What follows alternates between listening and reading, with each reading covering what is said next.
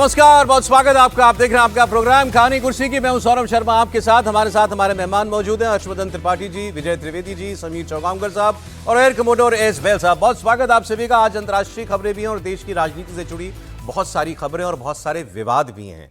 प्रधानमंत्री नरेंद्र मोदी 5 देशों की एक बहुत इंपॉर्टेंट यात्रा पर आज रवाना हो गए हैं। वो ब्रिक्स समिट में भी हिस्सा लेंगे, ब्राजील में, इसके अलावा अमेरिका में क्वाड देशों की विदेश मंत्रियों की बैठक में विदेश मंत्री एस जयशंकर मौजूद थे, जहां उन्होंने बहुत अहम बातें पाकिस्तान और आतंकवाद को लेकर कही हैं। उसकी बात हम लोग करेंगे। इसके अलावा पाकिस्तान में इस बात का शोर क्यों है कि भारत कभी भी हमला करेगा। पाकिस्तान के प्रधानमंत्री, रक्षा मंत्री, विदेश मंत्री सब पानी को लेकर भारत की तरफ टकटकी लगाकर क्यों देख रहे हैं, इसकी बात भी करेंगे। और पाकिस्तान से एक बहुत भड़काऊ बयान भी आया है। वहां आतंकवादी खुले में जलसा करते हैं, इसमें तो अब कोई नई बात नहीं रह गई, लेकिन वहां वो लाउडस्पीकर लगाकर सड़कों से आसिम मुनीर से ये आह्वान कर रहे हैं, मांग कर रहे हैं कि राम मंदिर पर हमला करो, क्योंकि हिंदुस्तान ने हमारी मस्जिदों के ऊपर हमला किया है। तो इन सारी खबरों की बात करेंगे और देश की राजनीति में यूपी, बिहार से लेकर हिमाचल प्रदेश तक क्यों राजनीति उबाल पर है, इसकी भी चर्चा। लेकिन शुरुआत आज अमेरिका की राजधानी वॉशिंगटन डीसी में क्वाड देशों की विदेश मंत्रियों की बैठक से जो खबर निकली उस पर। सीमा पार आतंकवाद को लेकर यहां चर्चा हुई। क्वाड की बैठक के बाद एक साझा घोषणा पत्र भी जारी हुआ है, जिसमें पहलगाम के आतंकी हमले का जिक्र है। क्वाड देशों ने सीमा पार आतंकवाद समेत सभी प्रकार के आतंकवाद की निंदा की है। साथ ही पहलगाम टेरर अटैक को भी इस जॉइंट डिक्लेरेशन में जगह मिली है। साझा घोषणा पत्र में पहलगाम टेरर अटैक में मारे गए लोगों को श्रद्धांजलि दी गई, साथ ही पीड़ित परिवारों के साथ सांत्वना जताई गई। पहलगाम आतंकी हमले के गुनहगारों, साजिश करने वालों, फाइनेंसर सबको जल्द से जल्द सजा दिए जाने की मांग भी की गई है। साथ ही संयुक्त राष्ट्र के सभी देशों से इस मामले में मदद करने की अपील भी की गई है। आपको बता दें कि क्वाड भारत, अमेरिका, जापान और ऑस्ट्रेलिया, इन 4 देशों का एक समूह है जो हिंद प्रशांत क्षेत्र में समावेशी विकास के लिए ये बनाया गया था। साझा घोषणा पत्र में चारों देशों ने अपनी अटूट प्रतिबद्धता दोहराई और क्षेत्र में शांति, सुरक्षा और समृद्धि को बढ़ावा देने को लेकर मिलकर काम करने के लिए संकल्प दोहराया। इस बैठक में भारत के विदेश मंत्री एस जयशंकर ने कहा कि आतंकवाद फैलाने वाले और आतंकवाद के पीड़ित एक बराबर नहीं हो सकते। इनको आप एक तराजू पे नहीं तोल सकते, इक्वेट नहीं कर सकते। मतलब साफ, पाकिस्तान की धरती से भारत पर आतंकवादी हमला अगर होता है तो भारत और पाकिस्तान का नाम भी एक सांस में आपको नहीं लेना चाहिए, क्योंकि वो देश आतंकवाद का प्रायोजन करता है और भारत उसका विक्टिम है। यह भी कहा गया कि भारत को आतंकवाद के खिलाफ अपनी रक्षा करने का पूरा अधिकार है। ये मैं आपको रक्षा मंत्री का, विदेश मंत्री का जो उन्होंने वॉशिंगटन में बयान दिया वो आपको हम दिखाएं। लेकिन ये चर्चा क्यों महत्वपूर्ण है, इसका एक कॉन्टेक्स्ट आपको देते हैं। सब ये भारत में ये चर्चा कर रहे थे और हम भी, कि अचानक अमेरिका को पाकिस्तान इतना प्यारा क्यों लगने लगा है। बात खुली जब पता लगा कि इजरायल ईरान पर हमला करने वाला है। वो हमला हुआ, अमेरिका ने आसिम मुनीर को लंच पर भी बुला लिया, ट्रंप ने व्हाइट हाउस में होस्ट किया और उस वक्त ये साफ हो गया था कि ईरान पर हमला करने से पहले पाकिस्तान को अपने पक्ष में करने के लिए ये सब अमेरिका को करना पड़ा। अब वो काम पूरा हो चुका है। तो क्या जो पाकिस्तान को लेकर एक यूज एंड थ्रो की नीति रही है अमेरिका की, अब उसमें यूज पूरा हो गया और थ्रो का वक्त आ गया है। और यहां से भारत आगे और क्या उम्मीद कर सकता है, क्योंकि हमारा मुद्दा तो वही है जो पहले था, आतंकवाद पर रोक और आतंकवाद को बढ़ावा देने वाले, आतंकवाद को पालने पोसने वाले देशों की पूरी दुनिया में सिर्फ निंदा नहीं, उस पर कठोर कार्रवाई हो। तो इसकी बात हम करेंगे। आपको रक्षा विदेश मंत्री की बात मैं सुनाता हूं। अमेरिका के विदेश मंत्री मार्को रूबियो, क्योंकि वो होस्ट थे वहां पर, और जब वो अपने बाकी तीनों काउंटर पार्ट्स को इंट्रोड्यूस करा रहे थे एक जॉइंट प्रेस कॉन्फ्रेंस में, तो उससे पहले उन्होंने विदेश मंत्री का जिक्र करते हुए ये एक बात कही जो आपको जाननी चाहिए। उन्होंने कहा कि ये मेरे जो मित्र हैं ये बड़े व्यस्त रहते हैं, ये बहुत बिजी रहते हैं, और मैं जब भी इनके बारे में कोई खबर पढ़ता हूं या देखता हूं कि अमेरिका के, भारत के विदेश मंत्री कहाँ हैं, तो मुझे हमेशा दुनिया के किसी दूसरे कोने में दिखाई देते हैं। इसका मतलब ये कि वो एक खुद कह रहे हैं कि भारत के विदेश मंत्री, मतलब भारत की विदेश नीति पूरी दुनिया में इस वक्त कितनी जोर शोर से काम कर रही है। और हमारा मकसद सबसे बड़ा एक है, व्यापार, द्विपक्षीय संबंध, ये सब तो निरंतर चलने वाला काम है, लेकिन आतंकवाद के खिलाफ एक माहौल पैदा करना। अब आप सुनिए विदेश मंत्री ने क्या कहा अमेरिका जाकर। A word about terrorism in the light of our recent experience. The world must display zero tolerance. Victims and perpetrators must never be equated, and India has every right to defend its people against terrorism and we will exercise that right. We expect our Quad partners to understand and appreciate that. एक और बहुत important बात जो वहां विदेश मंत्री doctor S Jaishankar ने कही, ऑपरेशन सिंदूर के दौरान सीज फायर कैसे हुई। हमारे देश में अभी तक इसको लेकर राजनीति हो रही है। ट्रंप क्रेडिट ले रहे हैं, 14-15 बार बोल चुके हैं मैंने सीज फायर कराया, मैंने कहा ट्रेड करना है तो वॉर रोको। अब इसको लेकर विदेश मंत्री ने एक बड़ी साफ साफ बात वहां दिए गए एक इंटरव्यू में कही और अमेरिका की धरती पर कही गई है, इसलिए यह बात और महत्वपूर्ण हो जाती है। विदेश मंत्री से यही सवाल हुआ कि सीज फायर किसने कराया। ट्रंप कहते हैं मैंने कराया, आप मना करते हैं। तो विदेश मंत्री ने 9 मई की रात की घटना याद दिलाई। उन्होंने बताया कि जब प्रधानमंत्री नरेंद्र मोदी को अमेरिका के उपराष्ट्रपति जेडी वैंस का फोन कॉल आया, उस वक्त मैं उस कमरे के अंदर मौजूद था, वो सारी बातचीत मेरे सामने हुई है। विदेश मंत्री ने बताया कि 9 मई की रात को उपराष्ट्रपति जेडी वैंस ने प्रधानमंत्री नरेंद्र मोदी को फोन किया था, मेरे सामने ये पूरी बातचीत हुई, मैंने पूरी बात सुनी और इस बातचीत में अमेरिकी उपराष्ट्रपति जेडी वैंस ने यह कहा था कि पाकिस्तान भारत पर बड़ा हमला कर सकता है और इसके जवाब में प्रधानमंत्री मोदी ने साफ साफ कहा था अगर ऐसा हुआ तो भारत बहुत बड़ा जवाब देगा। विदेश मंत्री ने आगे इस इंटरव्यू में कहा कि पाकिस्तान ने उस रात हमला किया और हमने फौरन उसका जवाब दिया और अगले दिन अमेरिका के विदेश मंत्री मार्को रूबियो ने एस जयशंकर को, यानी उन्होंने कहा मुझे फोन किया और कहा कि पाकिस्तान अब बातचीत के लिए तैयार है। तो इस तरीके से यह सीज फायर हुआ है। सुनिए उनकी बात। Terrorism is one of the gravest threats to humanity. It is the antithesis of everything that the UN stands for: human rights, rules and norms, and how nations should conduct their dealings with each other. When terrorism is supported by a state against a neighbor, when it is fueled by the bigotry of extremism, when it drives a whole host of illegal activities, it is imperative to call it out publicly. 5 weeks ago, the United Nations Security Council issued a strong condemnation of a particularly horrific act of terrorism in Pahalgam. It demanded that its perpetrators be held accountable and brought to justice. We have since seen that happen. What that response underlines is a larger significance of the message of zero tolerance for terrorism.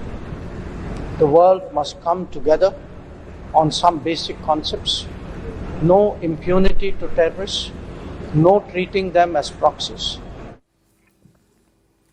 Air commodore साहब, विदेश मंत्री ने जो बातें वहां पर कही और खासकर उस इंटरव्यू के बाद भी, आपको लगता है इसके बाद अब अमेरिका के रवैये में, खासकर जब ईरान युद्ध खत्म हो चुका है, हम किसी परिवर्तन की उम्मीद करें?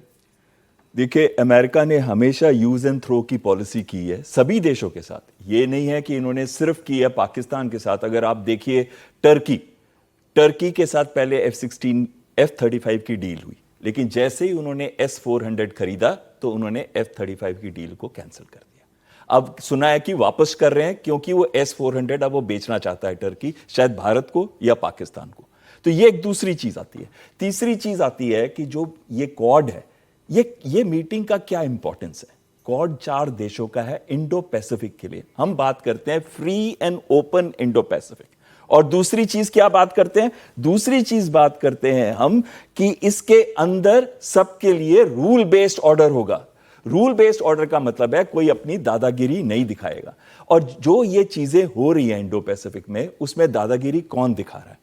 चीन दिखा रहा है। अब हम आते हैं टेररिज्म के ऊपर भी। तो इसका मतलब है कि हम जो मर्जी कह लें, इकोनॉमिक डेवलपमेंट, हम चाहे कितना भी हम कोऑपरेशन कर लें 4 देशों के अंदर, इसका मतलब एक ही है, वो है कि चाइना को कंटेन करना। ये चीज हमें माइंड में रखनी है। अब आता है दूसरा, क्वाड के देश जो है 4 इंपॉर्टेंट देश हैं, चाहे वो भारत है, यूएस है, ऑस्ट्रेलिया है, या फिर वो है जापान।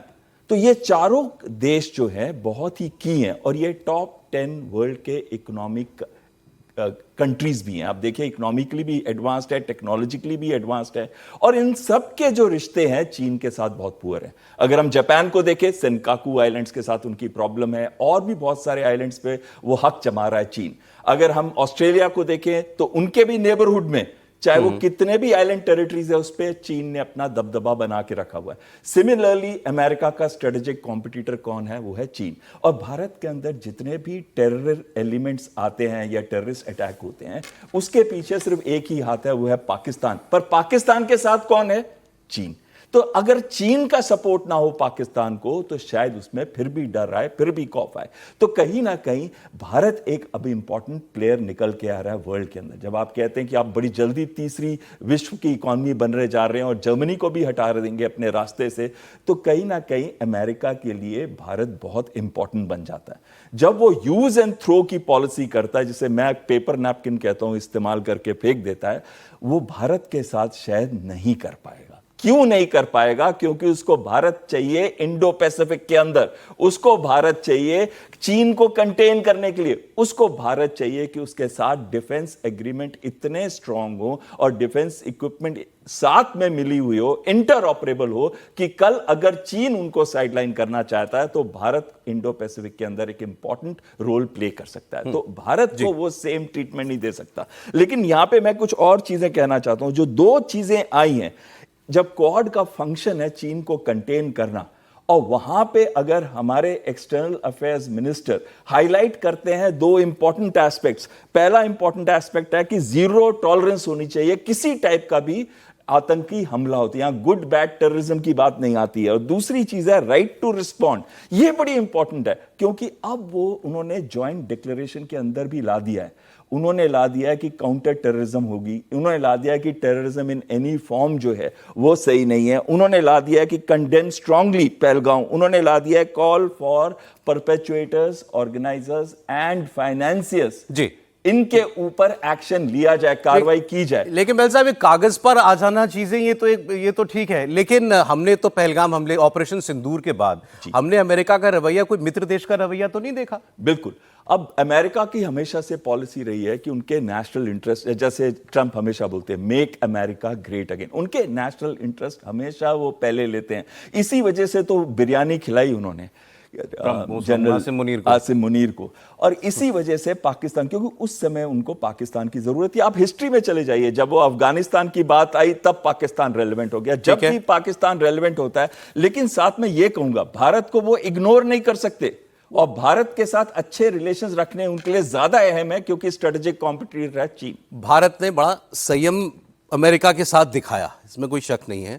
बस वो जब G20 समिट के बाद जो एक फ़ोन कॉल हुई, उस वक्त ज़रूर भारत ने, क्योंकि उस फ़ोन कॉल को का जब रीड आउट दिया, तब भारत ने बड़ा साफ साफ बताया कि भाई हमने ट्रंप साहब को भी बता दिया था कि ये घटनाक्रम था, आप जो कह रहे हैं वो सही नहीं था। उस वक्त शायद ये कहा जा सकता है कि भारत ने थोड़ा सा एक एटीट्यूड दिया था अमेरिका को। लेकिन अब उसके बाद क्वाड में जॉइंट प्रेस कॉन्फ्रेंस में ये सारी बातें होना, आप इसका कोई अमेरिका के रवैये में परिवर्तन के तौर पर देखते हैं इसका असर? अमेरिका के रवैये में कोई परिवर्तन नहीं होगा, लेकिन America vis-à-vis India, vis-à-vis Pakistan ज़्यादा इंपॉर्टेंट है। हाँ, वो इंडिया के मुकाबले पाकिस्तान उनके लिए इंपॉर्टेंट है, क्योंकि वो उनके लिए एक ऐसी स्पेस देता है जहाँ पर उसका कोई फ़ायदा होता है। भारत के साथ अमेरिका के रिश्ते जो है स्ट्रेटेजिक पार्टनरशिप के भी है। देखिए, दोस्ती में और सेवा में फ़र्क होता है। तो आप दोनों को, पाकिस्तान सेवक है वो, इसमें कोई ऐसी, तो इसलिए उसको आप उस तरह से मत जोड़े। आप, मैं हमेशा कहता हूं कि भारत और पाकिस्तान के साथ अमेरिका को, जैसा अक्सर मैं कहता हूं कि ब्लू आइड और कॉम्पिटेंट दो लोगों को आप कभी मुकाबला मत कीजिए। ब्लू आइड जो होते हैं उनको यदि आप कॉम्पिटेंस के पैमाने पर, स्केल पे खरा उतारना चाहेंगे तो आप परेशान होंगे। तो वो ब्लू आइड है। ब्लू आइड अपने तरीके से काम करते हैं, उनके लिए सरकार, जो देश काम करता है। लेकिन विदेश मंत्री ने अमेरिका की ज़मीन पर जो बात कही, वो भी एक एटीट्यूड है। आपने कहा कि उस दिन एटीट्यूड दिखाया था, आज भी ये एटीट्यूड है कि आप सारी बातें कर रहे हैं, टेररिज्म को लेकर बात कर रहे हैं, जीरो टॉलरेंस की बात कर रहे हैं, तो महत्वपूर्ण है। और अमेरिका भारत को छोड़ ही नहीं सकता। एक तो ट्रेड को लेकर भी आप बहुत मजबूत हैं, दूसरा स्ट्रेटेजिक पार्टनरशिप जो आपकी है वो बहुत मजबूत तरीके से वहाँ पर है, और अमेरिका को पता है कि भारत को इग्नोर नहीं किया जा सकता। वैसे दुनिया में अब कोई देश ऐसा नहीं है जो ये समझता हो कि भारत को इग्नोर किया जा सकता हो, लेकिन उनको अपनी ज़रूरत होती है, तालिबान के लिए ज़रूरत होती है, ईरान के लिए ज़रूरत होती है। तो लंच डिनर जो भी है वो हो गया, उसमें कोई ऐसा बड़ा परेशानी नहीं होती। और जो वेंस साहब का भी आपने जिक्र किया, विदेश मंत्री जी ने, वेंस साहब के लिए विदेश मंत्री ने पहले भी यही बात कही थी, आप नहीं सुनते हैं। आप मतलब विपक्ष के जो नेता हैं हमारे, उस बात को नहीं सुन रहे। जेडी वेंस के फोन की बात विदेश मंत्री ने पहले भी कहा कि जेडी वेंस का फोन आया था उपराष्ट्रपति का। आज उन्होंने उसको दूसरे तरीके से पूरा खुलासा किया कि भाई प्रधानमंत्री के साथ बात हुई थी और प्रधानमंत्री ने क्या कहा था, और वो सारी बातों को ज्यादा थोड़ा सा और मैं उसका प्रत्यक्षदर्शी हूं। लेकिन वेंस के फोन की बात उन्होंने पहले भी कहा था, और ये भी कहा था कि दुनिया भर के देश इस तरह से बात करते हैं, लेकिन उसका मतलब मीडिएशन नहीं होता। ठीक है, और तो क्या गारंटी है कि अब ट्रंप 16वीं 17वीं बार वो बात नहीं बोल भी देंगे। मीडिएशन तब होगा ना जब आप मानेंगे। देखिए मीडिएशन कब होता है, आप अपनी तरफ से कोई बात कह रहे हैं तो ठीक है, बात कहने में तो आप फोन पर बात करेंगे तो कहेंगे कि अच्छा मैं ये कह रहा हूं, तो क्या आप मना कर देंगे भाई ये बात आप क्या कर रहे हैं? वो हमारे जैसा आपने कहा, हमारे लोग उसको मानने के लिए तैयार नहीं है ना। हाँ, वही इसलिए तो वो परेशानी है। और क्वाड में जो बात हुई है वो चारों देश का कॉमन एनिमी चाइना है, तो उस मसले पर उस तरह से बात हो रही है। और भारत का ये रुख मुझे लगता है कि हमेशा ही मजबूती का रुख है। लेकिन मैं अभी सोच रहा था, हालांकि वो तो बैल साहब बता सकते हैं कि वो एक सिस्टम में ही है। अभी यूएन काउंसिल में, सिक्योरिटी काउंसिल में प्रेसिडेंसी कर रहा है पाकिस्तान इस महीने, तो वो भी एक मुद्दा है। और उस समय भी काउंटर टेररिज्म और ये सारी बातों पर उसमें चर्चा होनी है, पीसफुल ऑपरेशन कॉन्फ्लिक्ट को लेकर बात करनी है। उस समय वो प्रेसिडेंसी कर रहा है यूएन सिक्योरिटी काउंसिल का पाकिस्तान। ऑपरेशन सिंदूर के जरिए भारत ने ये बता दिया कि हम किसी की तरफ ताक नहीं रहे हैं कि हमारे ऊपर कोई हमला होता है या हमारी कोई सिक्योरिटी नीड है तो आप जरा हमारी मदद कीजिए। हमें जो करना था हमने कर दिया। लेकिन फिर भी ये अपेक्षा तो की जाती है कि अगर आप मेरे स्ट्रेटेजिक एलाय, आप मुझे कहते हैं, आप मेरे दोस्त हैं, तो आप मेरे कंसर्न्स के प्रति सहानुभूति रखेंगे, खासकर सुरक्षा मेरी जो जरूरतें हैं उसको लेकर के। तो ये अपेक्षा की जा रही है कि अगर आप पाकिस्तान के ऊपर एक लिवरेज रखते हैं, अमेरिका जरूर रखता है, तो आप उसको इतना तो कह ही सकते हैं ना। जैसे हमको फोन करके बताया था कि पाकिस्तान कह रहा है कि मैं हमला कर दूंगा, तो हमने तो पाकिस्तान को बोलो अब जाके कि तुम अगर नहीं सुधरे तो फिर हम भारत को नहीं रोक पाएंगे। ये किरदार अमेरिका अदा करेगा क्या त्रिपाठी जी?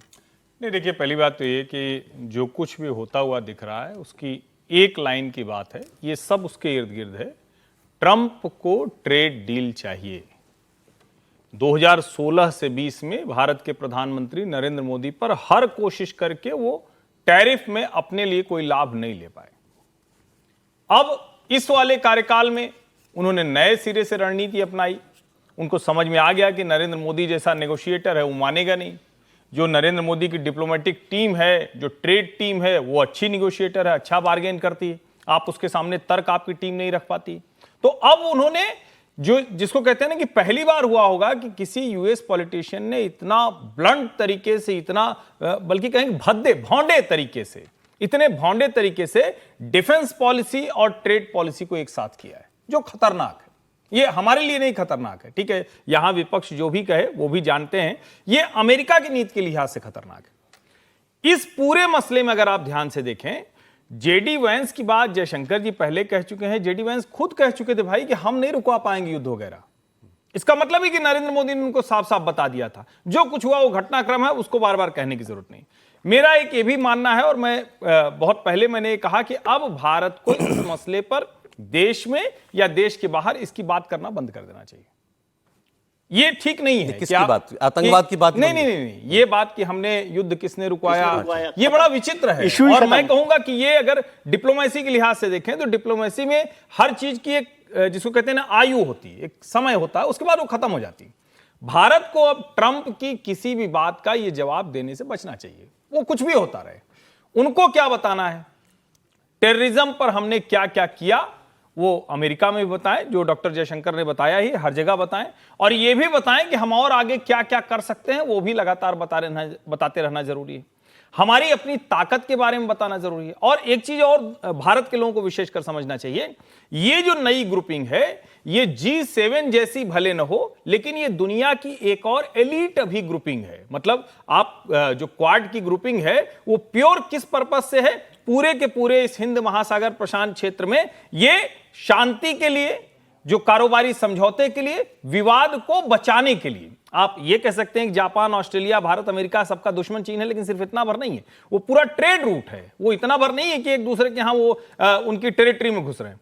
दूसरी क्या चीज है, जब हम कह रहे हैं कि एलीट ग्रुपिंग हो गई तो इसका मतलब क्या हुआ, भारत SCO में भी है, भारत ब्रिक्स में भी है, लेकिन वहां क्या है कि धीरे धीरे उस ग्रुपिंग को बड़ा किया जा रहा है। यानी वो लोग समझौता करने में उस ताकत को कम इस्तेमाल करते हैं। यहां भारत अपनी ताकत को इस्तेमाल करता है। तुरंत के लिहाज से कहें तो एससीओ में वहां पहलगाम नहीं आया, दूसरी चीजें आई, लेकिन जब अमेरिका, जापान, ऑस्ट्रेलिया और भारत चारों का एक ग्रुप है तो वो कह रहा है कि हमने ये जो पहलगाम जो आतंकवादी घटना हुई इसकी निंदा करते हैं, हमारा जो भारत का अधिकार है हम उसके साथ खड़े हैं। ये सामान्य घटनाक्रम नहीं। और मैं फिर कह रहा हूं ट्रेड डील हो जाने दीजिए, ट्रंप कहीं नहीं गए हैं, लौट के आए। अच्छा समीर साहब, मैं आपको ये भी बताऊं पाकिस्तान में इस बीच क्या चल रहा है, क्योंकि वो लोग भी तो देखते हैं ना कि भाई अमेरिका गए हुए हैं, भारत के विदेश मंत्री, ब्रिक्स के लिए प्रधानमंत्री जाने वाले हैं, तो भारत दुनिया भर में पाकिस्तान को आतंकवाद के मुद्दे पर एक्सपोज कर रहा है और पाकिस्तान अपने देश में आतंकवादियों के जलसे करा रहा है।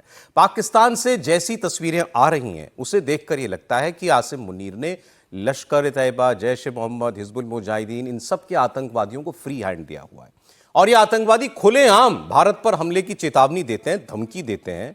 पाकिस्तान में लश्कर, जैश, हिजबुल, इनके आतंकवादी अब क्या कह रहे हैं? ये कह रहे हैं आसिम मुनीर तुम सीधे अयोध्या के राम मंदिर पर हमला करो, सोमनाथ पर हमला करो। कैमरे पर ये ऐलान हो रहे हैं। लश्कर तैयबा के आतंकवादियों की मीटिंग्स में तलहा सईद, हाफिज सईद का बेटा दिखता है। इन जलसों में पहलगाम हमले के मास्टरमाइंड सैफुल्लाह कसूरी और तलहा सईद को एक फ्रेम में देखा जा सकता है। पाकिस्तान की सेना लश्कर के ऐसे आतंकवादियों को बुलेट प्रूफ ग्लासेस के पीछे खड़ा करके उनकी ये जिहादी स्पीच दिलवाती है और आतंकवादियों को वीवीआईपीस की तरह ट्रीट कर रही है। बुलेट प्रूफ ग्लास के पीछे आप सोच सकते हैं, इमेजिन कर सकते हैं, आतंकवादी खड़े हुए हैं और उसके पीछे से वो भाषण दे रहा है। और पाकिस्तान के ये आतंकवादी जो हैं ये सरेआम ये कह रहे हैं कि अब भारत में राम मंदिर पर हमला करो। क्यों? क्योंकि हमने जिन आतंकवादी ठिकानों पर हमले किए थे, ये कहते हैं कि वो मस्जिद के ऊपर हमले थे, उसका बदला लो। सुनिए। अगर बहावलपुर की औरतें शहीद हो सकती हैं तो मैं पाक फौज से एक मुतालबा करता हूं, आपने भी मेरी हामी, मेरी हाँ के साथ हाँ मिलानी है। उन्होंने हमारी मस्जिदों को टारगेट किया, मसाजिद को, और किया कि नहीं? मस्जिदों को टारगेट किया। आप इसका जवाब हिंदुस्तान की छावनियों को टारगेट करके नहीं। मेरी राय है कि पाकिस्तान के हाफिज मुनीर साहब, आसिम मुनीर साहब, एक ऐलान करो जिस तरह उन्होंने मरकज तैयबा की मस्जिद को टारगेट किया है। तुम बाबरी मस्जिद की जगह बनने वाले राम मंदिर को तबाह करो, राम मंदिर को तबाह करो, इनके सोमनाथों को तबाह करो।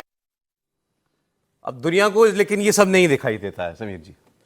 देखिए, पहली बार तो नहीं कि मतलब पाकिस्तान में इस तरह से खुलेआम आतंकवादी जो मानसिकता के लोग जो आतंकवादी वो भारत को चुनौती दे रहे हैं और भारत में बड़ा हमला करने के लिए सेना को ललकार रहे हैं। ऐसे सारे लोग पाकिस्तान में पनाह पाते रहे जो भारत पे आतंकवादी गतिविधियां करते रहे। दाऊद इब्राहिम तो लंबे समय पाकिस्तान के अंदर रहा, वहाँ के अधिकारियों के साथ वो बड़ी बड़ी पार्टियां ऑर्गेनाइज करता रहा, उसके फोटो आते रहे और पाकिस्तान कहता रहा कि दाऊद इब्राहिम हमारे यहाँ नहीं है, वही दाऊद इब्राहिम भारत के अंदर सारे अपराध करता रहा, वो हमले करवाता रहा, वो ड्रग्स भेजता रहा, वो नकली करेंसी भेजता रहा, वहाँ सुरक्षित रहा। ओसामा बिन लादेन तो जब मारा गया तो पाकिस्तान के अंदर था, जिसने अमेरिका में इतना बड़ा हमला करवाया वो पाकिस्तान में सुरक्षित था। बाद में जब पता हुआ तो पाकिस्तान में घुसकर अमेरिका की फौज ने उसे मारा। तो हमेशा से पाकिस्तान इस तरह के आतंकवादियों का समर्थक रहा है और उन्हें सुरक्षित स्थान देता रहा है। अब बात यह है कि जब भारत के अंदर इतने बड़े हमले हो रहे हैं तो अमेरिका को देखना चाहिए कि आप क्या उनके सेना प्रमुख के साथ बैठकर डिनर करोगे? क्या मार्को रूबियो ने कहा कि जो पाकिस्तान कर रहा है ये बहुत गलत है और पाकिस्तान के ऊपर कड़े प्रतिबंध लगना चाहिए।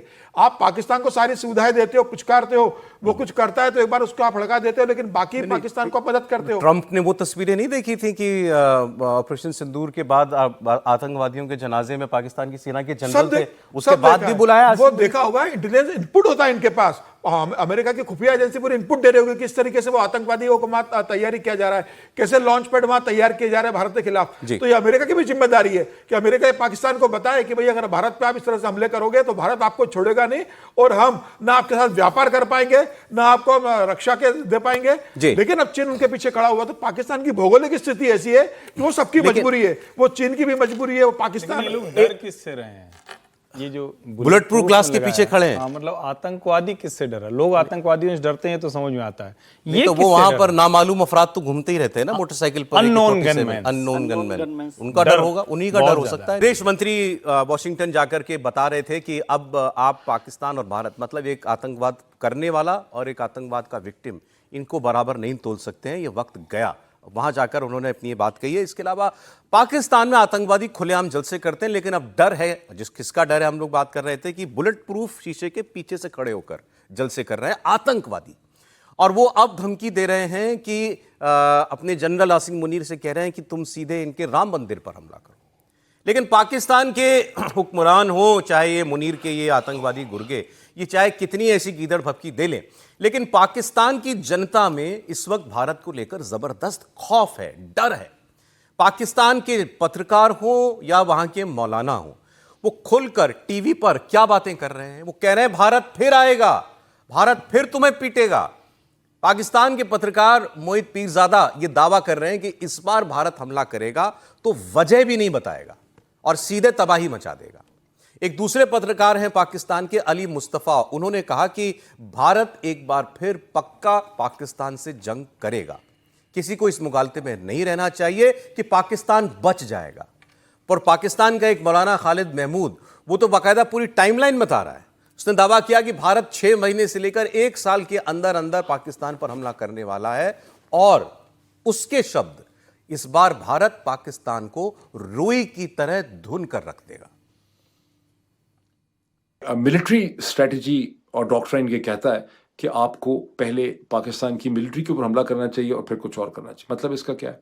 मतलब इसका यह है कि अब इंडिया में आर्गुमेंट ये बनाया जा रहा है कि जिस तरह से इसराइल के अंदर दमखम है और इसराइल नर है या मैस्कुलिन है और करके दिखाता है, इसी तरह जो अगला राउंड होगा हिंदुस्तान पाकिस्तान का, चाहे वो 6 महीनों में होता है या 2 साल में होता है या 2.5 साल में होता है, उसमें हम ये एक्सपेक्ट कर सकते हैं। खतरा ये है, आर्गुमेंट ये बनाया जा रहा है कि बगैर डिक्लेरेशन के, इस दफ़ा वो ये नहीं कहेंगे कि ये कर दिया पाकिस्तान ने तो हम सोच रहे हैं, इसका मतलब है वो बगैर कोई इंदिया दिए पाकिस्तान के मिलिट्री बेसिस और एयरफोर्स के ऊपर चढ़ दौड़ेंगे। मुझे ये खतरा कम अज़ कम महसूस हो रहा है। बाकी अपनी लोग इस पर अपना जमा प्लस जो है वो कर सकते हैं, 2+2, कि इसका मतलब क्या बनता है। हिंदुस्तान कहता है पाकिस्तान का हाथ था, छुपा हुआ हाथ था, और इसीलिए अब पाकिस्तान को इसका खसारा भरना पड़ेगा।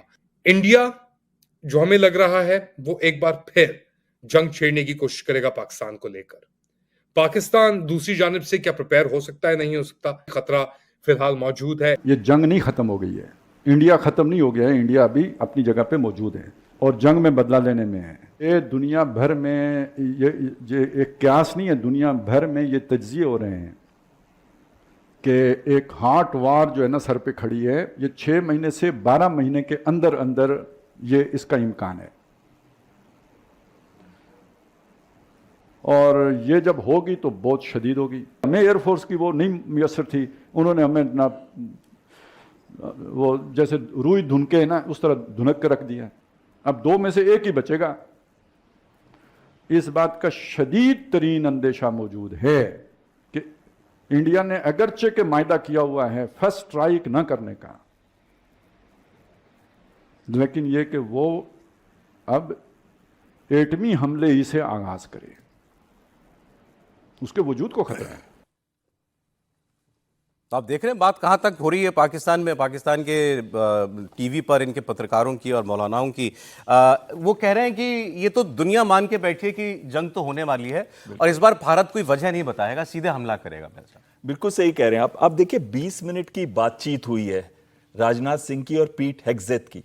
उसमें इन्होंने क्या, अमेरिका के रक्षा मंत्री, वहां के रक्षा मंत्री अमेरिका के, हमने क्या बोला है कि राइट टू रिस्पॉन्ड हमारा राइट है, यानी कि अब हम शायद वेट भी ना करें कि कोई आतंकी हमला हो। अगर हमें लग रहा है कि आतंकी हमला होने वाला है तो हम अटैक कर सकते हैं, और ये हमने अमेरिका को क्लियर कर दिया। ये 20 मिनट की टॉक के अंदर क्लियर कर दिया है। ये तो एक अलग बात है। ये बात इसलिए है कि हम अमेरिका और पश्चिमी देशों को साथ लेके चलना चाहते हैं, और उसके ग्राउंड्स एक्सटर्नल अफेयर्स मिनिस्टर ने बनाए क्वाड मीटिंग के अंदर भी, जब उन्होंने इसकी बात की, राइट टू रिस्पॉन्ड की या राइट टू अटैक की, तो कहीं ना कहीं राइट टू डिफेंड की, तो कहीं ना कहीं पाकिस्तान के अंदर खौफ हो गया। आपने देखा सौरभ जी, ऑप सिंदूर के अंदर हमने 100 से ऊपर आतंकी मारे थे। आपने देखा कि वहां पे कौन रो रहा था, यहां तक कि मसूद अजहर भी रो के कह रहा था मुझे उठा लो। आपने देखा कि पाकिस्तान आर्मी उनके साथ थी।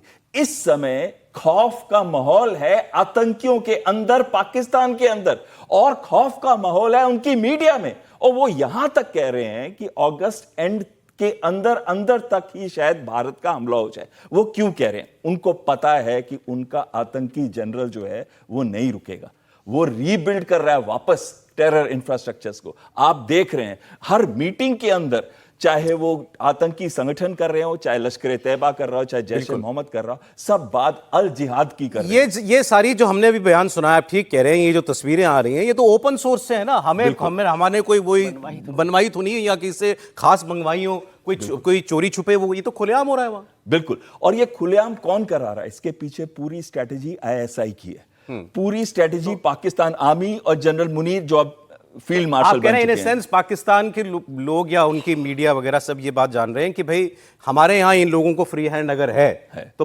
भारत अब कर सकता है, वो भी देख रहा है। और ये एक क्यों कर रहे हैं फ्री हैंड, और ये क्यों कर रहे हैं ऐसे, इनको ये कर रहे हैं रीमोटिवेट, ये कर रहे हैं इनको री इग्नाइट, क्योंकि उनके अंदर भी एक खौफ का माहौल है। और जब आप बात कर रहे थे ना वो बुलेट प्रूफ में जा रहे हैं, तो ये खौफ का माहौल क्लियरली दिखा रहा है कि बुलेट प्रूफ के पीछे खड़ा है ये आदमी जो दिख रहा है। और इनको किसका खौफ है? मोदी जी का खौफ है।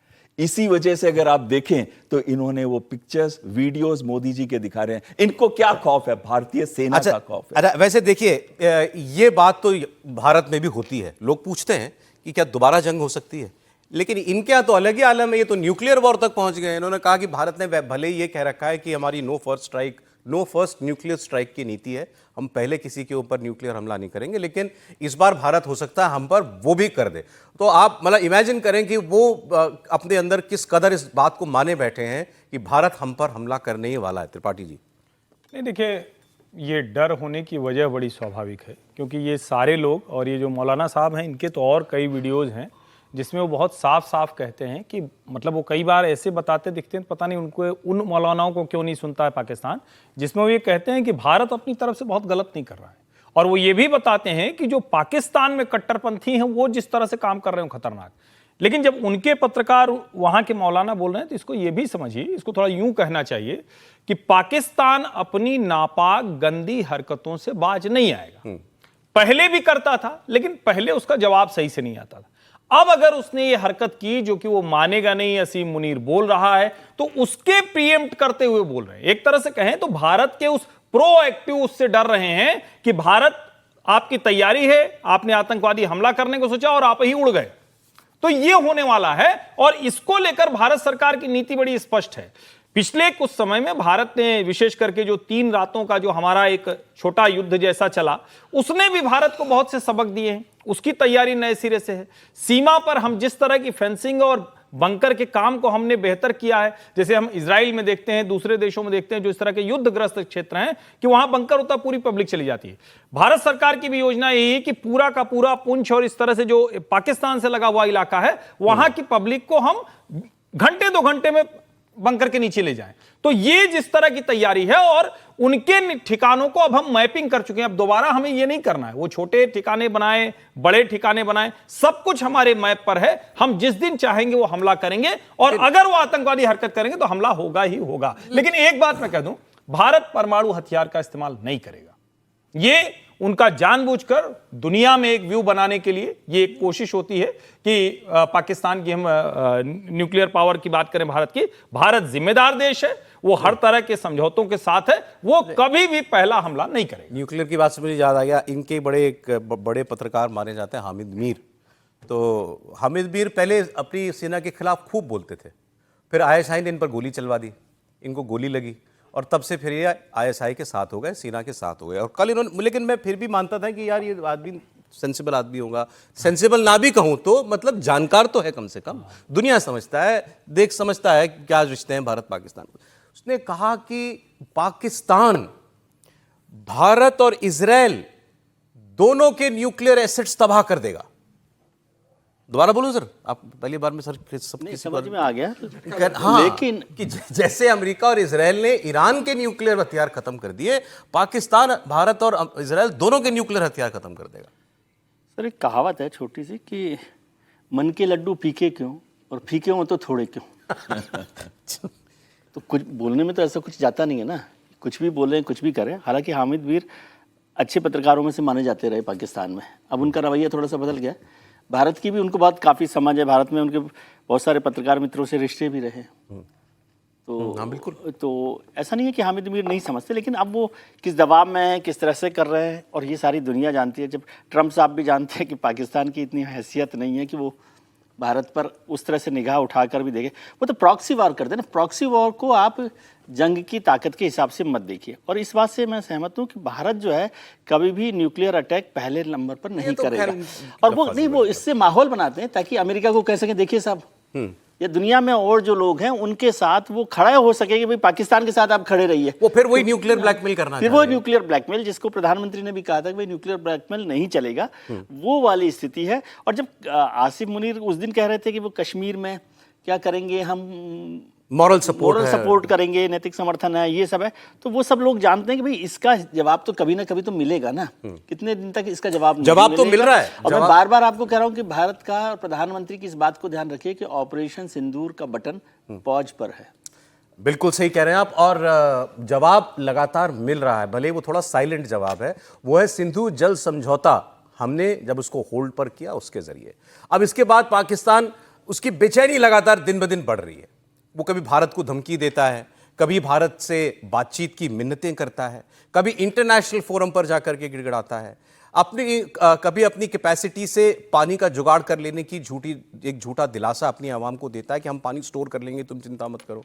शहबाज शरीफ अपने लोगों को वाटर स्टोरेज बनाने का प्लान समझा रहे हैं, और दूसरी तरफ इनके जो डिफेंस मिनिस्टर है ख्वाजा आसिफ, वो कह रहे हैं कि हमें पानी के लिए भारत से जंग लड़नी पड़ी तो हम लड़ेंगे। हमारा जो दुश्मन है वो किस तरह पानी को वेपनाइज करने की कोशिश कर रहा है। अभी उसको एक इंटरनेशनल कोर्ट में बहुत सेटबैक हुआ जब इंटरनेशनल कोर्ट ने ये फैसला दिया कि हिंदुस्तान 1960 के ट्रीटी के तहत, इंडस वाटर ट्रीटी, उसमें किसी तौर पर भी उसको वो यकतरफा तौर पर ना सस्पेंड कर सकता है ना उससे निकल सकता है। लेकिन वो एक अनफॉर्चुनेटली उसके अज़ाइम बहुत ख़तरनाक हैं, नापाक अज़ाइम हैं। तो इस वाटर ट्रीटी के तहत वो जो पाकिस्तान के ख़िलाफ़ इक़दामात उठाना चाहता है, उसके लिए एक तो हमने एक गवर्नमेंट ऑफ पाकिस्तान ने फैसला कर लिया है कि हम इंशाअल्लाह वाटर स्टोरेज कैपेसिटी को बिल्ड करेंगे। उसके लिए हमने बड़ी मुशावरत की है, अपने वसाइल को जनरेट करके, ये चाहे वो दयामेर भाषा डैम है या दूसरी जगहों पर non controversial water storage capacity, जो कि 1991 का जो वाटर रिकॉर्ड है चारों सूबों के दरमियान, उसमें वाटर कैपेसिटी को बिल्ड करने की बाकायदा क्लैरिटी के साथ। ये लड़ रहे हैं टीवी स्टूडियो में, लड़ना तो लड़ना पड़ेगा, कर लो जंग कर लो। अगर सौरभ जी, ये बड़ा रोचक है, वो बेचारे डर रहे थे और एंकर महोदय मान नहीं रहे थे, लड़ा के अब ख्वाजा आसिफ डरे बैठे हुए हैं, उनको आप लड़ाने के लिए तैयार कर रहे हो। अभी तो पिटे हैं बुरी तरह से। ये एक्चुअल इसकी मार ज्यादा बुरी है पाकिस्तान के लिए, लेकिन ये समझना चाहिए कि ये पाकिस्तान के लोगों को समझना चाहिए कि आप भारत को इस हद तक मजबूर कर चुके हो कि इतना बड़ा कदम भारत को उठाना पड़ा है, और इसका तो सीधा सोल्यूशन पाकिस्तान के लोगों के हाथ में। आप अपनी सरकार को मजबूर करो कि अपने संबंध ठीक करने, तो ये आतंकवादी जो आपका इंफ्रास्ट्रक्चर है इसको बंद करो, या आतंकवाद की फैक्ट्रियां बंद करो, आतंकवादी भारत में भेजना बंद करो, सिंपल। और इसके हमने तो इसके अलावा कुछ पाकिस्तान से कहा ही नहीं, सिर्फ इतनी सी बात कही है। अब उनको समीर जी ज़्यादा प्रॉब्लम बरसात में होने जा रही है, क्योंकि वहाँ पर नदियाँ बिल्कुल ओवरफ्लोड है, और इसमें प्रॉब्लम ये होती है कि अभी तो हमारे यहाँ ऐसा कुछ है नहीं कि हमने कोई नल लगा के कभी खोल दिया कभी बंद कर दिया, ये नहीं हो रहा। वो डैम के गेट हैं, वो थोड़ा बहुत उससे फ़र्क पड़ता है, बहुत ज़्यादा अभी इतनी बहुत ज़्यादा नहीं हो रहा। लेकिन इस ट्रीटी के तहत आपको उनको कुछ जानकारियाँ, इन्फॉर्मेशन देनी होती है कि वाटर रिलीज हो रहा है, यहाँ से इतना क्यूसेक पानी जाएगा, ये जाएगा, वो अब इन्फॉर्मेशन शेयर नहीं होती। बिल्कुल, इसमें कोई दो राय नहीं, लेकिन मुझे लगता है कि देखिए पाकिस्तान सेना का बहुत खून उबल रहा था, तो उबलते हुए खून को तो ठंडा भी कर दिया और पानी न देकर उनका गला भी सुखा दिया है भारत सरकार ने। लेकिन मुझे लगता है कि जब ऐसी स्थिति आएगी कि अगर इन्फॉर्मेशन नहीं दी और उनको बाढ़ आ जाएगी और वहाँ के जो सिविलियन लोग हैं पाकिस्तानी के लोगों को बह जाएंगे, बहुत नुकसान होगा। मुझे लग रहा है प्रधानमंत्री मोदी का ये एटीट्यूड नहीं है, वो मानवता को, मानवीय मूल्यों को लोगों बहुत के खिलाफ महत्व हम थोड़ी देते हैं। और भारत सरकार कभी भी नहीं रही है। जब अटैक भी किया था तो ये बहुत स्पष्ट कहा था, जब भी कहा था कि भाई हमें टेरर लॉन्चिंग पैड को खत्म करना है, हमें आतंकवादी को खत्म करना है, हमें आम लोगों के ऊपर किसी भी तरह का मतलब हथियार नहीं गिराना, उन्हें मारना नहीं है। तो मुझे लग रहा है कि जब ऐसी स्थिति आएगी और भारत सरकार भी इसको रिव्यू कर रही होगी कि जब मानसून आएगा और बहुत पानी बढ़ेगा तो क्या अगर पानी ना छोड़ेंगे और नई इंफॉर्मेशन देंगे तो पानी को उससे पाकिस्तान का कितना नुकसान होगा, पाकिस्तान से ज्यादा उसके लोगों का आवाम क्या गांव के गांव बह जाएंगे, कितने लोग मारे जाएंगे, भारत सरकार को इसका भी अंदाज होगा। और मुझे लग रहा है कि प्रधानमंत्री मोदी ये बात सुनिश्चित करेंगे कि वहां का आम आदमी नागरिक ना मरे, क्योंकि हमारी जो वहां से इनसे जो लड़ाई है वहां के आतंकवादियों से, प्रधानमंत्री बहुत कह चुके कि भाई हम आतंकवाद खत्म करना चाहते हैं। पाकिस्तान सरकार जो आतंकवादी को समर्थन दे रही है उसके खिलाफ हमें, पाकिस्तान की आम आवाम से हमारी कोई दुश्मनी नहीं है। तो मुझे लग रहा है कि भारत सरकार जरूर ये जानकारी देगी कि भाई पानी बढ़ रहा है, आपका फ्लड आ सकता है, आप इसकी सुनिश्चित व्यवस्था कीजिए, वहां से लोगों को हटाइए, इसका रास्ता निकाला जाएगा। प्रधानमंत्री कभी भी नहीं चाहेंगे कि इस भारत पाकिस्तान के इसमें पाकिस्तान का आम नागरिक इस तरीके से वैसे तो ये 5 चिट्ठियां लिख चुके हैं बहल साहब, ये बोट हमसे बात कीजिए, पानी पर बात कीजिए और किसी मुद्दे पर बात नहीं करनी है। भारत ने इग्नोर किया, जवाब मतलब जवाब देना तो दूर, हमने एक्नॉलेज भी नहीं किया। बिल्कुल सही कह रहे हैं सौरभ जी। देखिए एक ऐसा फंदा है जो इनके गले में, पाकिस्तान के गले में परमानेंटली है। जब तक वो आतंकवाद का रास्ता नहीं छोड़ेगा हम इस ट्रीटी को सस्पेंड रखेंगे। इसका ये मतलब नहीं है कि इसको एब्रोगेट कर दिया गया, इसे सस्पेंड किया गया। ये ट्रीटीज जो होती हैं ये ट्रस्ट, फ्रेंडशिप और कोऑपरेशन पे की जाती हैं। जहां पे ट्रस्ट ना हो, दोस्ती ना हो, जहां पे पीठ पे चाकू मारा जा रहा हो, जहां पे आतंकवाद किया जा रहा हो, जहां हमारे अस्तित्व की लड़ाई आ जाती है, जब हमारे सेक्युलर फैब्रिक को आप तोड़ रहे हैं, तो वहां पे तो हम इस ट्रीटी को सस्पेंड ही रखेंगे। और दूसरी चीज आ जाती है कि जो डेटा की बात कर रहे थे, अब इसमें तीन ही नहीं, एक्चुअली 6 नदी के पानी जो है एंड में इंडस से मिल जाते हैं। आप देखिए रवि, ब्यास, सतलुज का भी मिल जाता है। पाकिस्तान में चोलिस्तान डेजर्ट एंटर करने से पहले ये सारी नदियां इंडस में आ जाती हैं। तो सिंध को सबसे ज्यादा प्रॉब्लम होने वाली है, और सिंध को प्रॉब्लम पहले भी सी थी, और उन्होंने पत्थर भी मारे थे पाकिस्तान आर्मी वालों पे जब उन्होंने कहा हम जंग से वापस आ रहे हैं। उन्होंने कहा जंग से नहीं, हमें तो पानी चाहिए। अब तीसरी चीज यहां पर यह भी आती है कि अगर ये पानी हमने रोका है, ये run of the river projects हैं, ये ऐसे प्रोजेक्ट नहीं है कि हम इनका पानी सारा का सारा रोक सकते हैं, स्टोर कर रहे हैं कहीं ऐसा। हाँ, इसमें स्टोरिंग कैपेसिटी उतनी नहीं होती है इनके अंदर। ये डर रहे हैं तो तुलबुल प्रोजेक्ट से डर रहे हैं, क्योंकि वो अगर हमने बना दिया तो उसमें storage capacity 0.3 million feet acreage है। वो तुलबुल वो प्रोजेक्ट जो रुका हुआ है, वो जो शायद उमर अब्दुल्ला ने भी कहा कि इस पर काम वो रैटल है, वो रैटल है।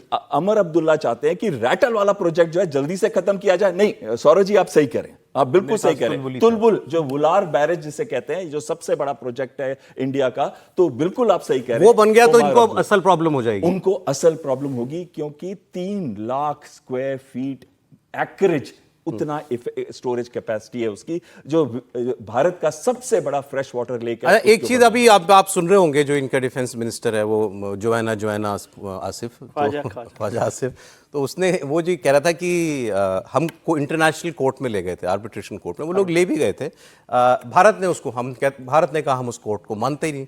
किसी भी तरीके से ये हम पर कोई इंटरनेशनल प्रेशर या किसी कोर्ट के जरिए कोई वर्डिक्ट, रूलिंग ये डाल सकते हैं क्या हमारे ऊपर? आर्बिट्रेशन में जाते हैं दुनिया भर के जो भी देश, खासतौर से रिवर प्रोजेक्ट्स को लेकर आर्बिट्रेशन में जाते हैं, लेकिन हमने उस पर बड़ा जवाब दिया ना कि ये क्यों किया गया है। जो राइट टू रेस्पॉन्ड है, मतलब टेररिज्म के खिलाफ जो एक फैसला किया गया, मसला किया गया, अब वो जाएंगे, मुझे लगता है अगली बार वो जाएंगे कि भाई पाकिस्तान प्यासा मर रहा है, आप इस पर थोड़ा सा रिकंसीडर करें, तब कोई बात आगे होगी। और जैसे अभी समीर जी ने भी जिक्र किया कि प्रधानमंत्री पाकिस्तान के अवाम के खिलाफ तो है नहीं, क्या किया नहीं जाएगा, लेकिन ये एक रेस्पॉन्स था टेररिज्म के खिलाफ। हम किसी नियम से बंधे हुए नहीं हैं, कोई नियम में बंधे हुए नहीं है। जब आप हमला करेंगे तो फिर Saurabh ji, permanent court of arbitration जो है उसके अंदर यूनिलैटरली गए थे पाकिस्तानी, हम उनके साथ नहीं गए थे। और जब भी हम आर्बिट्रेशन की बात करते हैं वो मध्यस्थता होती है, यानी कि दोनों के बीच में कंसेंट है, दोनों के बीच में कंसेंट होता है, यूनिलैटरल नहीं होता। आर्बिट्रेशन में तो हमेशा ही ये मामला होगा, लेकिन मुझे नहीं लगता कि अभी उस पर कुछ, और जैसे ख्वाजा साहब कह रहे थे, लेकिन एंकर की भी थोड़ी सी मैं दुविधा समझ, उसको कम से कम वहाँ तो पानी रखना चाहिए था ना। ख्वाजा आसिफ के लिए कि वो जिस तरह से परेशान हो रहे थे और वो बार बार जवाब चाहते ही थे एंकर। अब दो बातें इसमें और हैं। एक तो ये जो बार बार कहते हैं कि पानी पर तो हमें जंग करनी पड़ेगी, वो एंकर ने भी बोला कि इसके लिए तो ख्वाजा साहब जंग करनी पड़ेगी, तो कहा हाँ जी जंग करेंगे। तो अब ये जंग की धमकी पानी पर। दूसरा ये दुनिया भर में जाकर भी तो ढोल पीटेगा, एक वक्त आएगा वो जब ये दुनिया को जाकर के कहेगा देखो भारत ने मेरा पानी रोका हुआ है, आप इसको छुड़वाओ, नहीं तो हम बम मार देंगे, नहीं तो हम फिर अपना न्यूक्लियर वाला निकाल लेंगे। वो वक्त भी आएगा। आपको लगता है बात बढ़ेगी अभी? नहीं, देखिए वो वक्त तो आया हुआ ही है और ऐसा नहीं है कि हम आउटरीच कर रहे थे तो पाकिस्तान शांत बैठा हुआ था। जितना पाकिस्तान के मंत्रियों ने हाल में इंटरव्यूज दिए हैं, इतना शायद अपने जीवन में कभी उनको इंटरनेशनल मंचों पर और टीवी चैनलों पर नहीं बुलाया गया। इधर खूब वो बोले हैं, खूब बुलाया गया। और उसमें एक बड़ी वजह ये भी थी कि चूंकि ट्रंप साहब ने हाथ रख दिया था पीठ पे, तो दुनिया के लिए वो और थोड़ा सा वजह बन गए थे कि चलो बात इनकी सुन लेते हैं। लेकिन ये भी तो देखेगा ना दुनिया को ये पता चलेगा कि भैया ये देखो आतंकवादी इनके यहाँ बुलेट प्रूफ शीशे के पीछे खड़े होकर धमकी दे रहा है। ये भी देखेगा कि असीम मुनीर कह रहा है कि नहीं हम तो अभी कायम हैं, उसकी जो 2 नेशन थियरी है, उसका जो मोरल सपोर्ट और लॉजिस्टिक सपोर्ट और हर तरह का सपोर्ट जो जिहादियों को दे रहा है। तो मुझे लगता है कि ये अच्छा है। और भारत सरकार, प्रधानमंत्री नरेंद्र मोदी मानवता के नाम पर तो कुछ भी करने को तैयार है। जब युद्ध की स्थिति थी, जब इमरान खान थे, तब भी प्रधानमंत्री नरेंद्र मोदी ने कहा था चलो लड़ते हैं ना गरीबी से, चलो ठीक है हम लड़ते हैं। मुझे याद है राष्ट्रीय स्वयंसेवक संघ के सह सरकारवाह डॉक्टर कृष्णपाल ने कह दिया था भाई हमारे पास इतना अनाज है, अतिरिक्त होता है, कल को जरूरत पड़े और वो भूखे मर रहे हैं तो हम दे देंगे। लेकिन आप किसको दे देंगे? जो बम लेके भूखा बैठा हुआ है। बम रखो भैया, पेट तुम्हारा दिखेगा, गले की प्यास दिखेगी तो बिल्कुल देंगे। लेकिन अगर तुम्हारे हाथ में बम है और तुम भूखे बैठे हुए हो तो दुनिया की कोई कोर्ट न तुमको पानी दिला सकती है, ना खाना दिला सकती है। और फिर आगे सुन लो, अमेरिका का दाना भी मिलना बंद हो जाएगा। ये सब कुछ शर्तों के साथ मिल रहा है, उसके आगे आपके पास बहुत कोई गुंजाइश है नहीं। अब देखिए इससे भी पाकिस्तान सुधरता है कि नहीं। अब बात करते हैं प्रधानमंत्री के आज के एक बहुत इंपॉर्टेंट दौरे की, जिस पर वो रवाना हुए हैं। और ये कहा जा रहा है कि इतने लंबे दौरे पर शायद पिछले 10 वर्षों में प्रधानमंत्री नहीं निकले। 8 दिन का दौरा है और 5 देशों में प्रधानमंत्री इस दौरान जाएंगे। अपने इस दौरे में प्रधानमंत्री नरेंद्र मोदी ब्राजील में होने वाले ब्रिक्स समिट में हिस्सा लेंगे। इसके अलावा प्राइम मिनिस्टर घाना जाएंगे, जहां 30 सालों में कोई भारत का प्रधानमंत्री जा रहा है और मोदी जी पहली बार जा रहे हैं। इसके अलावा ट्रिनिडाद टोबैगो जाएंगे, जहां भारत की एक बहुत बड़ी आबादी है, भारत के मूल के ही वहां के प्रधानमंत्री राष्ट्रपति हैं। अर्जेंटीना वो जाएंगे, अर्जेंटीना के में भी बहुत लंबे वक्त के बाद दौरा हो रहा है। और नामीबिया का दौरा भी प्रधानमंत्री करने वाले हैं और शुरुआत वो करेंगे घाना से। प्राइम मिनिस्टर मोदी घाना के राष्ट्रपति दरमानी महामा के साथ दोनों देशों के रिश्तों की मजबूती को लेकर बात करेंगे। इस बातचीत में दोनों देश मजबूत द्विपक्षीय साझेदारी की समीक्षा करेंगे। आर्थिक सहयोग, ऊर्जा, रक्षा सहयोग, इस सब पर बात होगी। इस पर आगे कैसे अवसर बढ़ाने उस पर बात होगी। प्राइम मिनिस्टर मोदी की यात्रा का पहला पड़ाव घाना है। घाना के राष्ट्रपति के साथ उनकी बातचीत का मैंने आपको बताया ब्यौरा होगा। और वहाँ महात्मा गांधी को बहुत माना जाता है घाना के अंदर। प्राइम मिनिस्टर के सम्मान में वहाँ पर एक स्टेट डिनर भी जो है वो दिया जाने वाला है। और घाना को पहले सोने के लिए केवल जाना जाता था। इसका नाम भी गोल्ड कोस्ट था, गोल्ड कोस्ट नाम होता था। फिर बाद में उसको इन्होंने बदला घाना किया, क्योंकि यहाँ पर बड़ी बड़ी खदानें, सोने की बहुत बड़ी बड़ी खदानें हैं। इनकी पार्लियामेंट को भी प्राइम मिनिस्टर एड्रेस करने वाले हैं। घाना इंपॉर्टेंट हो जाता है। अफ्रीका के देशों के साथ वैसे भी भारत अपने संबंध बहुत बढ़ा रहा है। जब हम कहते हैं कि हम ग्लोबल साउथ के लीडर हैं तो उसमें पूरा अफ्रीका आ जाता है। G20 समिट जब यहाँ हुआ था तो उसमें अफ्रीका के देशों को इनवाइट हम लोगों ने किया था। नामीबिया उसमें एक देश है। इसके अलावा शामिल भी कराया था। अर्जेंटीना उनका जाना वो भी इंपॉर्टेंट है। साउथ अमेरिका के देशों में भी भारत एक आउटरीच कर रहा है। हमें लगता है हमसे बहुत दूर है वो, लेकिन वहाँ भी भारत अपनी प्रेजेंस जो है उसको लगातार बढ़ा रहा है। और अंत में फिर वो ब्रिक्स समिट में हिस्सा लेंगे। एयर कमोडोर साहब बिल्कुल सही कह रहे हैं आप। जो घाना की विजिट है, पीवी नरसिम्हा राव गए थे 1995 में, उसके बाद से एक बार भी नहीं हुआ और ये पहली बार पिछले 30 साल में हो रहा है।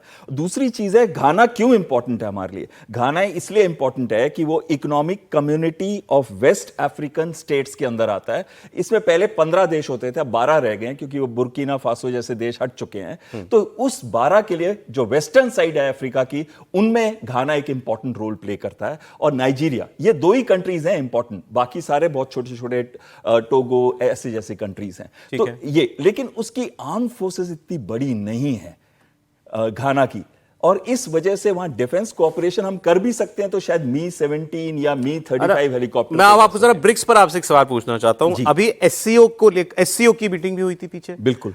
एससीओ में आपको याद है कि क्योंकि उसमें पहलगाम हमले का जिक्र नहीं किया जा रहा था उसकी जॉइंट डिक्लेरेशन में, तो हमने उससे इनकार कर दिया, हमने उसका पार्ट बनने से इनकार कर दिया। वहां भी रशिया था एससीओ में, चाइना भी है एससीओ में। बिल्कुल है, चाइना भी है। अब ब्रिक्स में भी वही रशिया चाइना है। बिल्कुल। वहां भी भारत ये बात करेगा। बिल्कुल। इस बार इंटरेक्शन मोदी जी से होने जा रहा है। बिल्कुल। तो देखिए इन देशों का रवैया वहां कुछ बदलेगा? देखिए इन देशों के अंदर ब्राजील अब लेके चले भारत के साथ रहेगा, रशिया भारत के साथ रहेगा या न्यूट्रल रहेगा, लेकिन वो अगेंस्ट कभी भी नहीं होगा। अब आता है हमारे साथ ईरान का रवैया इसके ऊपर क्या होगा ये इंपॉर्टेंट है। वो आपको भी पता है कि ईरान क्रॉस बॉर्डर टेररिज्म की बात से कभी भी अग्री नहीं करेगा, चीन कभी भी नहीं करेगा इसके साथ अग्री। और इसकी जो जॉइंट स्टेटमेंट अगर आएगी, अगर हम कोई भी चीज ऐड करना चाहते हैं खासकर टेररिज्म के ऊपर, तो उस पर बहुत मुश्किल होगी उनका कंसेंट लेना। ये बात करते हैं भारत की कुछ राजनीतिक खबरों की, और बड़ी मजेदार खबरें हैं। बिहार से शुरुआत करते हैं, जहां 4 महीने के बाद विधानसभा का चुनाव है और उससे पहले रोज कुछ ना कुछ सियासी घमासान यहां पर चल रहा है। अब एक बड़ी खबर, जेडीयू दफ्तर में पटना में प्रधानमंत्री नरेंद्र मोदी और नीतीश कुमार के पोस्टर लगे हैं। मुख्यमंत्री नीतीश कुमार की पार्टी दफ्तर के बाहर पहली बार प्रधानमंत्री नरेंद्र मोदी के पोस्टर लगाए गए हैं, और इसको लेकर अब आरजेडी ने जेडीयू को निशाने पर लिया। आरजेडी ने कहा कि यह पोस्टर ये बताता है, तेजस्वी यादव की उस बात की पुष्टि करता है कि जेडीयू का बीजेपी में विलय होने वाला है। आप तस्वीरें देख रहे हैं, राजधानी पटना में जेडीयू के ऑफिस के बाहर दीवारों पर कई पोस्टर लगाए गए हैं।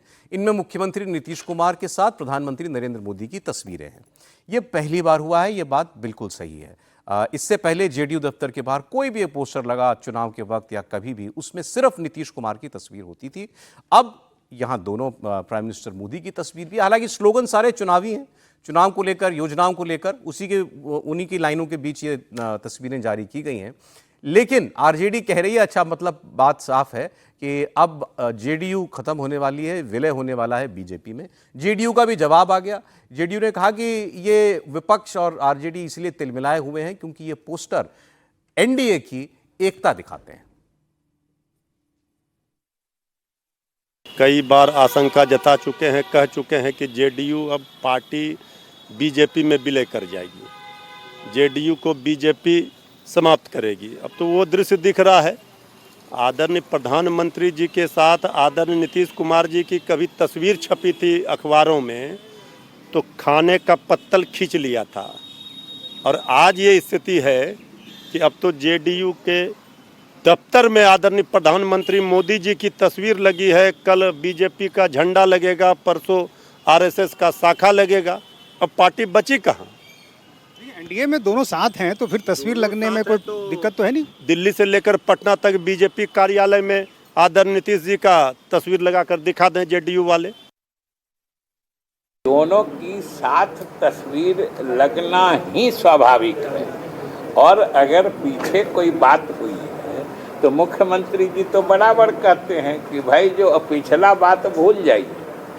अभी एनडीए पूर्ण रूप से एकजुट है, मजबूत है। यही तो कारण है कि विपक्ष हतोत्साहित है। कुछ नया देखने खोजने की कोई जरूरत नहीं। प्रधानमंत्री जी और माननीय मुख्यमंत्री जी की जोड़ी, अरे नीतीश है तो निश्चिंत है, मोदी है तो विश्वास है, ये तो आम लोगों की धारणा है। उस धारणा का अगर प्रकटीकरण हो रहा है तो ये तो एनडीए की मजबूती का संकेत है।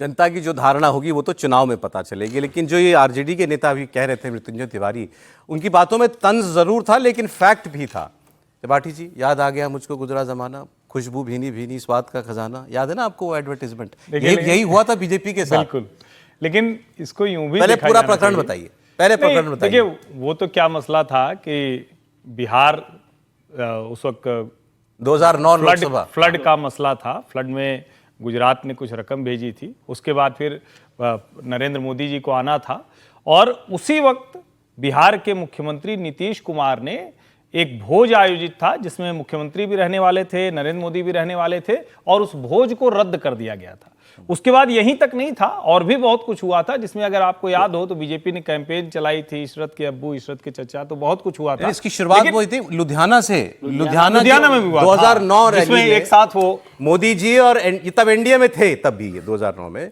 और मोदी जी ने इनका हाथ पकड़ के उठा दिया था नीतीश कुमार का। फोटो छप गई थी और वो बिहार के पटना के अखबारों में वो फोटो छाप दी गई थी, और उसमें ये बता दिया गया था कि 5 करोड़ रकम गुजरात ने दी है। तब मुख्यमंत्री थे वो, और तब ये बिलबिला गए थे, और इन्होंने डिनर का भोज का आयोजन किया हुआ था, वो कैंसिल कर दिया था बीजेपी के लिए। तो ये बात बिल्कुल सही बता रहे हैं आरजेडी वाले। अब उसके बाद फोटो लगना तो भाई बात सही है, पहली बार हुआ। मैं ये कह रहा हूं कि इससे आप समझिए कि नरेंद्र मोदी क्या है। जिन नरेंद्र मोदी के प्रधानमंत्री बनने का पूर्ण विरोध नीतीश कुमार करते रहे, जिन नरेंद्र मोदी के पहली बार प्रधानमंत्री बन जाने के बाद वो विरोध करते रहे, जिन नरेंद्र मोदी को बाकायदा उनकी जो छवि है वो उसको कम्युनल तरीके से पेश करने की कोशिश करे, आज वही नरेंद्र मोदी नीतीश कुमार को लगातार मुख्यमंत्री बनाकर रखे हुए हैं।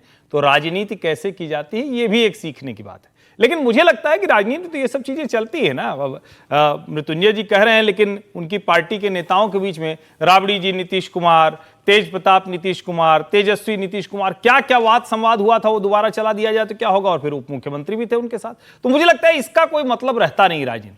अभी क्या है, अभी ये पोस्टर बहुत स्पष्ट तौर पर बता रहा है कि भारतीय जनता पार्टी और जनता दल यूनाइटेड अलग अलग बैठकर चुनावी रणनीति नहीं बना रहे हैं।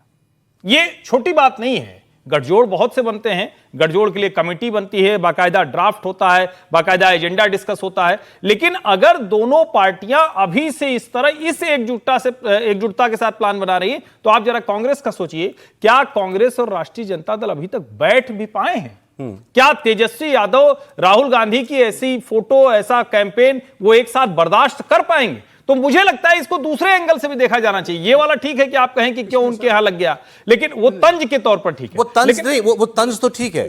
सवाल ये कि हाँ सर, सवाल दूसरा जो वो उठा रहे हैं ये जेडीयू के भविष्य को लेकर के, कि जेडीयू इस नौबत पर आ गई ना कि आपको बिहार का चुनाव के लिए मोदी का फोटो लगाना पड़ा ना।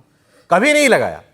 20-25 साल से साथ में है बीजेपी और नीतीश कुमार, 25 साल से कभी बीजेपी के किसी नेता का फोटो नहीं लगाया इन्होंने। मोदी जी का तो छोड़ ही दीजिए, बिल्कुल ही नहीं लगाया है।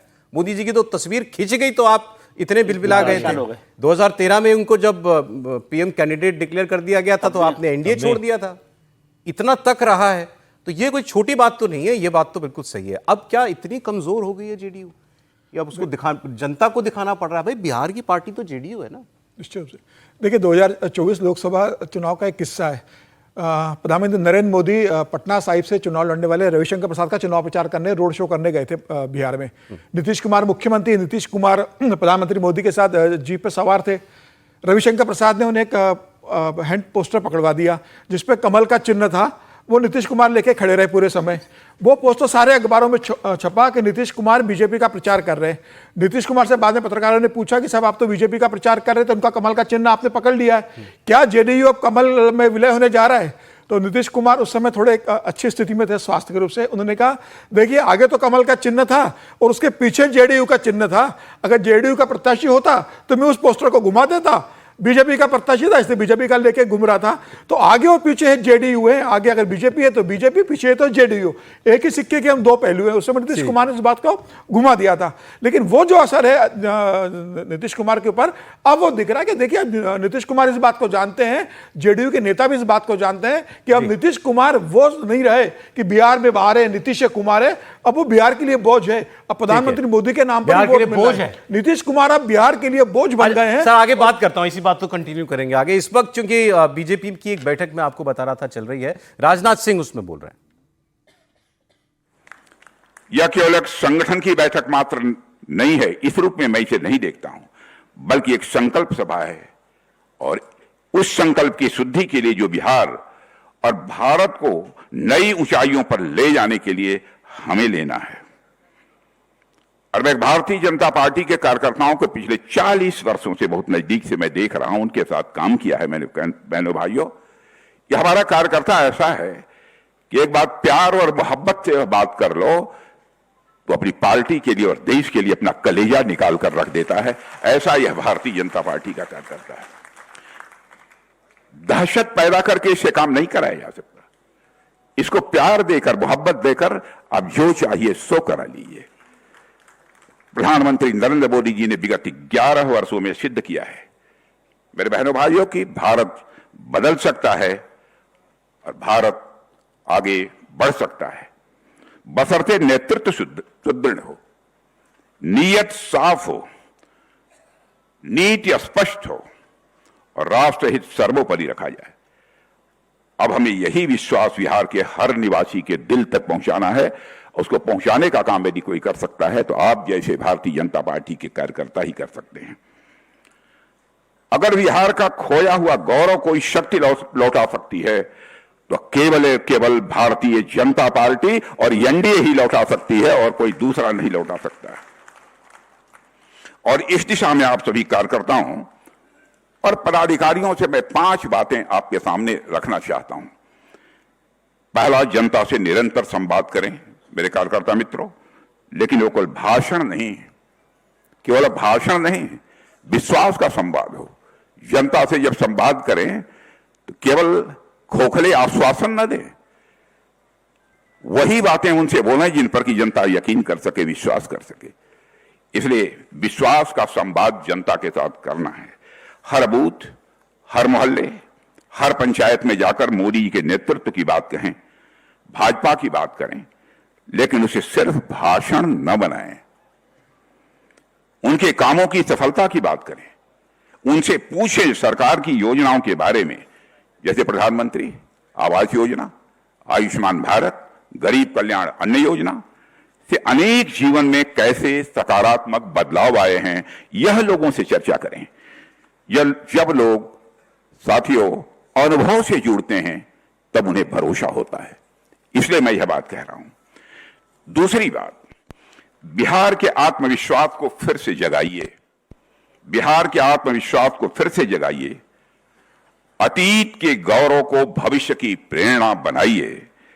लोगों को याद दिलाइए कि वही धरती है जहां भारत का सबसे पहला गणराज्य था, जहां महात्मा बुद्ध और भगवान महावीर ने ज्ञान दिया था, और जहां से संविधान सभा का नेतृत्व करने वाले बाबू राजेंद्र प्रसाद जी आए, और जहां से संविधान को बचाने वाले जयप्रकाश नारायण जी आए, जिन्होंने संपूर्ण क्रांति का आह्वान भी इसी पटना की धरती से किया था। साथियों, तीसरी बात, लोगों को यह भी समझाएं कि भाजपा केवल सरकार नहीं चलाती है, समाज निर्माण करती है। दोस्तों, हम राजनीति केवल सरकार बनाने के लिए नहीं करते हैं, हम राजनीति करते हैं तो समाज बनाने के लिए राजनीति करते हैं। राजनीति यह शब्द 2 शब्दों को मिलाकर बना हुआ है, राज और नीति। नीति यह संस्कृत के नए धातु से बना हुआ है, जिसका अर्थ होता है ले जाना, टू कैरी आउट। इसका अर्थ यह होता है कि ऐसा राज, ऐसा पॉलिटिकल सिस्टम जो समाज को सन्मार्ग की ओर ले जाने का काम करे, उसे ही हम राजनीति कहते हैं। लेकिन विडंबना यह रही है कि आजाद भारत में यह राजनीति शब्द अपना अर्थ भी खोता जा रहा था, अपना भाव भी खोता जा रहा था।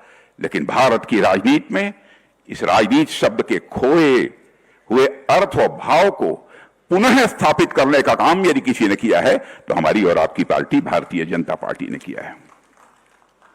कांग्रेस और आरजेडी जैसी राजनीतिक पार्टियां केवल कुर्सी पाने की लालसा से प्रेरित हैं, लेकिन भाजपा की प्रेरणा है सिर्फ और सिर्फ राष्ट्र निर्माण।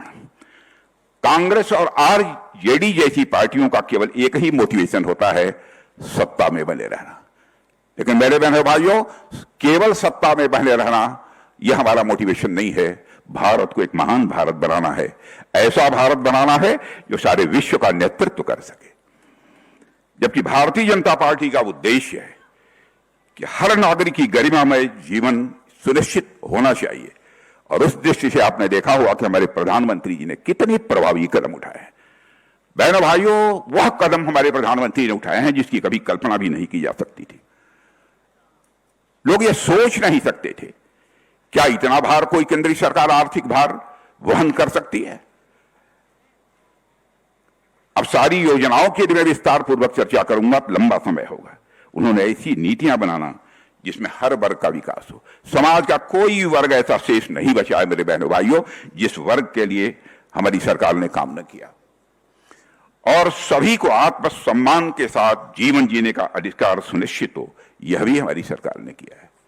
साथियों, भारत की अर्थव्यवस्था आज विश्व की बड़ी अर्थव्यवस्था बने, इसके लिए हम सभी लोग प्रयत्नशील हैं।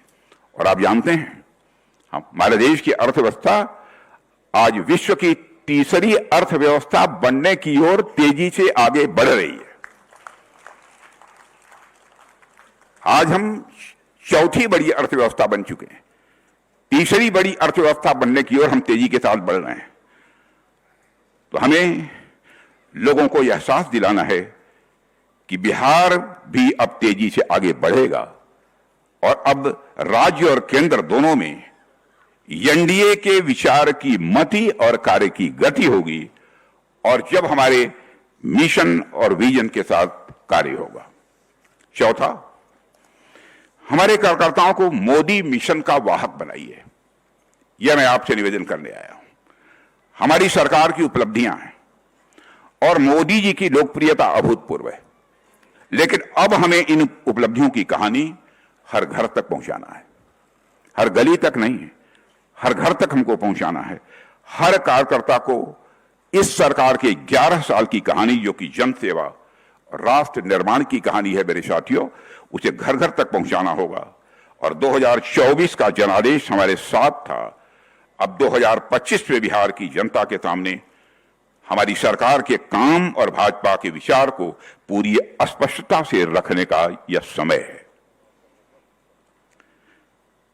साथियों, पांचवी बात, विपक्ष के द्वारा अलग अलग प्रचार किए जाएंगे, झूठी अफवाहें फैलाई जाएंगी। तो विपक्ष की झूठी बातें और भ्रम फैलाने की राजनीति को तथ्यों और तथ्यों के साथ जवाब दीजिए, और जवाब दीजिए तो आत्मविश्वास के साथ जवाब दीजिए। हमें यह भावना घर घर तक पहुंचानी है कि बिहार पिछड़ा नहीं है, बल्कि बिहार को पिछड़ा बनाया गया है, इसलिए जो है बिहार जो है पीछे रह गया है। साथियों, आरजेडी और कांग्रेस फिर से विभाजन की राजनीति को हवा देंगे, या मानकर चलिए, जातियों में बांटेंगे, वर्गों में लोगों को बांटेंगे। लेकिन हम विकास और विश्वास की राजनीति करते हैं, इसलिए जब विपक्ष नफरत की राजनीति की बात करे तो उसका जवाब और कुछ नहीं हो सकता, वह सेवा की राजनीति है, हो सकती है। उसी सेवा की राजनीति से ही उसका जवाब देना है। और जब ये बिहार को पीछे धकेलने वाली बात करें तो हम उज्जवल भविष्य का रोड मैप बताएंगे, कैसे हम बिहार को हम आगे बढ़ाएंगे। जब वो विभाजन की राजनीति करें तो हम लोगों को जोड़ने वाली बात करनी है, और जब वो बिहार के लोगों को मुद्दों से भटकाएं, हम शिक्षित बिहार की बात करें, हम लोगों को बताएं कि आत्मनिर्भर बिहार कैसे बनेगा। और मैं कह सकता हूं कि एनडीए के शासनकाल में इस बिहार में मेरे दोस्तों उल्लेखनीय प्रगति हुई है। हमारे प्रस्ताव जिन मित्रों ने रखे थे, उन्होंने आंकड़े भी आपको दिए हैं कि 2005 में प्रति व्यक्ति कितनी आमदनी थी इस बिहार की, और आज वह बढ़कर कितनी पहुंच गई है, लगभग 3.5 लाख करोड़ के आसपास पहुंच गई है। यह कोई छोटी उपलब्धि नहीं है। बजट भी, उसकी भी यहां चर्चा हुई है, जो 2004-05 में अप्रॉक्सीमेटली 23,885 करोड़ था, आज 3.7 लाख करोड़ तक पहुंच गया है। साथियों, हमें लोगों तक यह भी संदेश पहुंचाना है, कोऑपरेटिव फेडरलिज्म के साथ कार्य करते हुए केंद्र सरकार और राज्य सरकार ने हर क्षेत्र में नई ऊंचाइयां हासिल की हैं। और यदि यह बात लोगों से आप करेंगे तो लोग आपसे तर्क नहीं पूछेंगे, बल्कि आपकी बातों का वह समर्थन करेंगे। केवल आपको उनको याद दिलाना है। साथियों, इस वर्ष अप्रैल में प्रधानमंत्री मोदी जी ने राष्ट्रीय पंचायती राज दिवस के अवसर पर बिहार की मधुबनी में 13,480 करोड़ रुपए से अधिक के विकास कार्यों का शुभारंभ किया है। और पिछले महीने ही विकास की इस यात्रा को आगे बढ़ाने के लिए 5,736 करोड़ की 22 परियोजनाओं की सौगात भी उन्होंने बिहार को दी है। साथियों, आप सभी को पता है कि मखाना को जीआई टैग दिया गया है। यह कोई सामान्य उपलब्धि नहीं है, मखाना को जीआई टैग दिया गया है और आज बिहार का मखाना सिर्फ एक पारंपरिक खाद्य पदार्थ नहीं रहा है, बल्कि अब वह सुपर फूड के रूप में वैश्विक मान्यता प्राप्त कर चुका है। सुपर फूड के रूप में एक वैश्विक मान्यता प्राप्त कर चुका है। यह सभी बिहार वासियों के लिए मैं समझता हूं एक गौरव का विषय है। साथियों, हमारी सरकार ने इस वर्ष बजट में मखाना बोर्ड के गठन की घोषणा भी की है। मखाना रिसर्च सेंटर को राष्ट्रीय दर्जा भी प्राप्त हो गया है, यह मुझे बतलाया गया है, जिससे इसमें वैज्ञानिक शोध और साथ ही साथ इनोवेशन, जो नवाचार कहते हैं, नवाचार को स्वाभाविक रूप से और बढ़ावा मिलेगा। अब हमारा मखाना दोस्तों केवल भारत तक ही सीमित नहीं रहेगा, भारत की बाजारों तक ही सीमित नहीं रहेगा, बल्कि अंतर्राष्ट्रीय बाजारों तक पहुंचेगा और दुनिया में बिहार की एक अलग पहचान हमारा यह मखाना भी बनाएगा। साथियों, बिहार की प्रगति से ही देश की प्रगति होगी। हमारी सरकार ने वर्ष 2047 तक भारत को विकसित राष्ट्र बनाने का संकल्प लिया है। मेरा विश्वास है कि विकसित भारत का मार्ग प्रशस्त यदि होगा तो विकसित बिहार से ही वह मार्ग प्रशस्त होगा।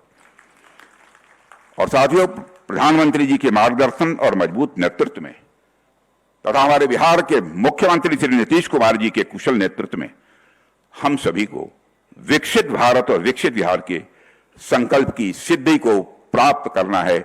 इसके लिए पूरी ताकत हम लोगों को लगानी पड़ेगी। हमें लोगों को यकीन दिलाना है कि कोई पार्टी बिहार को उसके गौरवपूर्ण इतिहास की तरह गौरवमय उज्जवल भविष्य दे सकती है तो वह केवल और केवल पार्टी भारतीय जनता पार्टी है। केवल और केवल गठबंधन यदि कोई है तो एनडीए। साथियों, जब आजादी से पहले श्री सच्चिदानंद जी सिन्हा के नेतृत्व में बिहार के युवा बुद्धिजीवियों ने अलग राज्य की मांग की थी, मैं आपको याद दिलाना चाहता हूं, तो उस समय सारे युवा बुद्धिजीवियों के मन मस्तिष्क में एक उम्मीद थी। वो उम्मीद थी इस रत्नगर्भा भूमि के खजाने से एक समृद्ध और खुशहाल बिहार बनेगा। साथियों, जब स्वामी सहजानंद सरस्वती ने एक छोटे से गांव बिहटा से किसान आंदोलन की जब उन्होंने शुरुआत की थी, जब केबी सहाय खून से सनी पट्टियों को साथ जमींदारी उन्मूलन का प्रस्ताव लेकर बिहार की विधानसभा में खड़े हुए थे, जब राहुल सांकृत्यायन और कार्यानंद शर्मा जैसे सेनानी परमानेंट सेटलमेंट जैसी व्यवस्था को हिलाकर रख देने निकले थे, तब बिहार में उम्मीद थी और यहां के लोग भविष्य के प्रति आश्वस्त थे।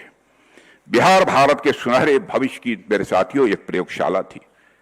जब छोटा नागपुर की पहाड़ियों में जमशेद टाटा जी के लिए शाहपुर साकलातवाला को ने आयरन ओर खोजा था और इतना ही नहीं, साक्षी गांव में स्टील प्लांट की नींव पड़ी थी।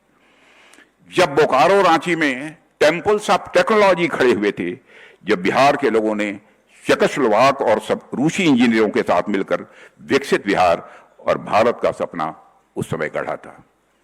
मेरे साथियों, और फिर जब अगस्त 1974 में बीमार जयप्रकाश नारायण जी ने, अस्वस्थ उस समय थे जयप्रकाश नारायण जी, उन्होंने गांधी मैदान से भारी बारिश में डटे हुए जन समूह से कहा था, भ्रष्टाचार मिटाना है और नया बिहार बनाना है।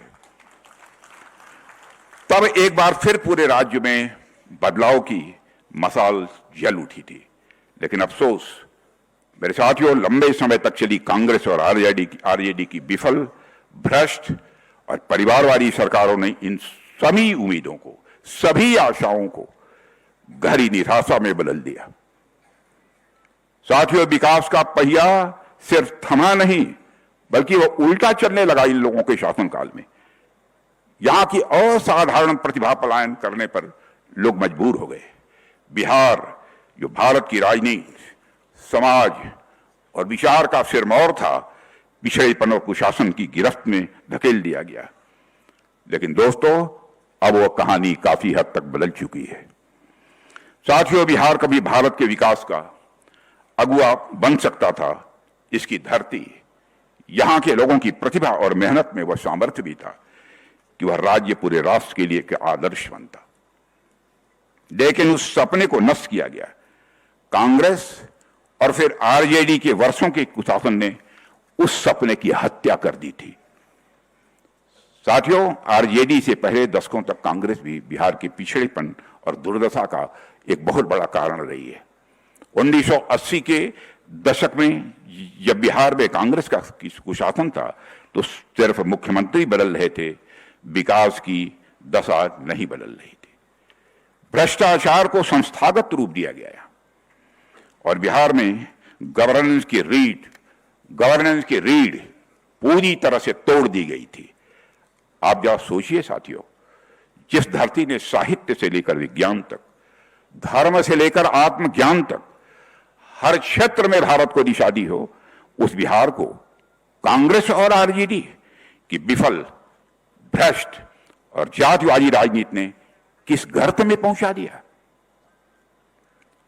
साथियों, यह वही बिहार है जिसने बुद्ध को जन्म दिया, आर्यभट्ट को दुनिया को दिया, चाणक्य नीति दी, नालंदा और विक्रमशिला जैसे विश्वविख्यात विद्यालय दिए। यही वह बिहार है।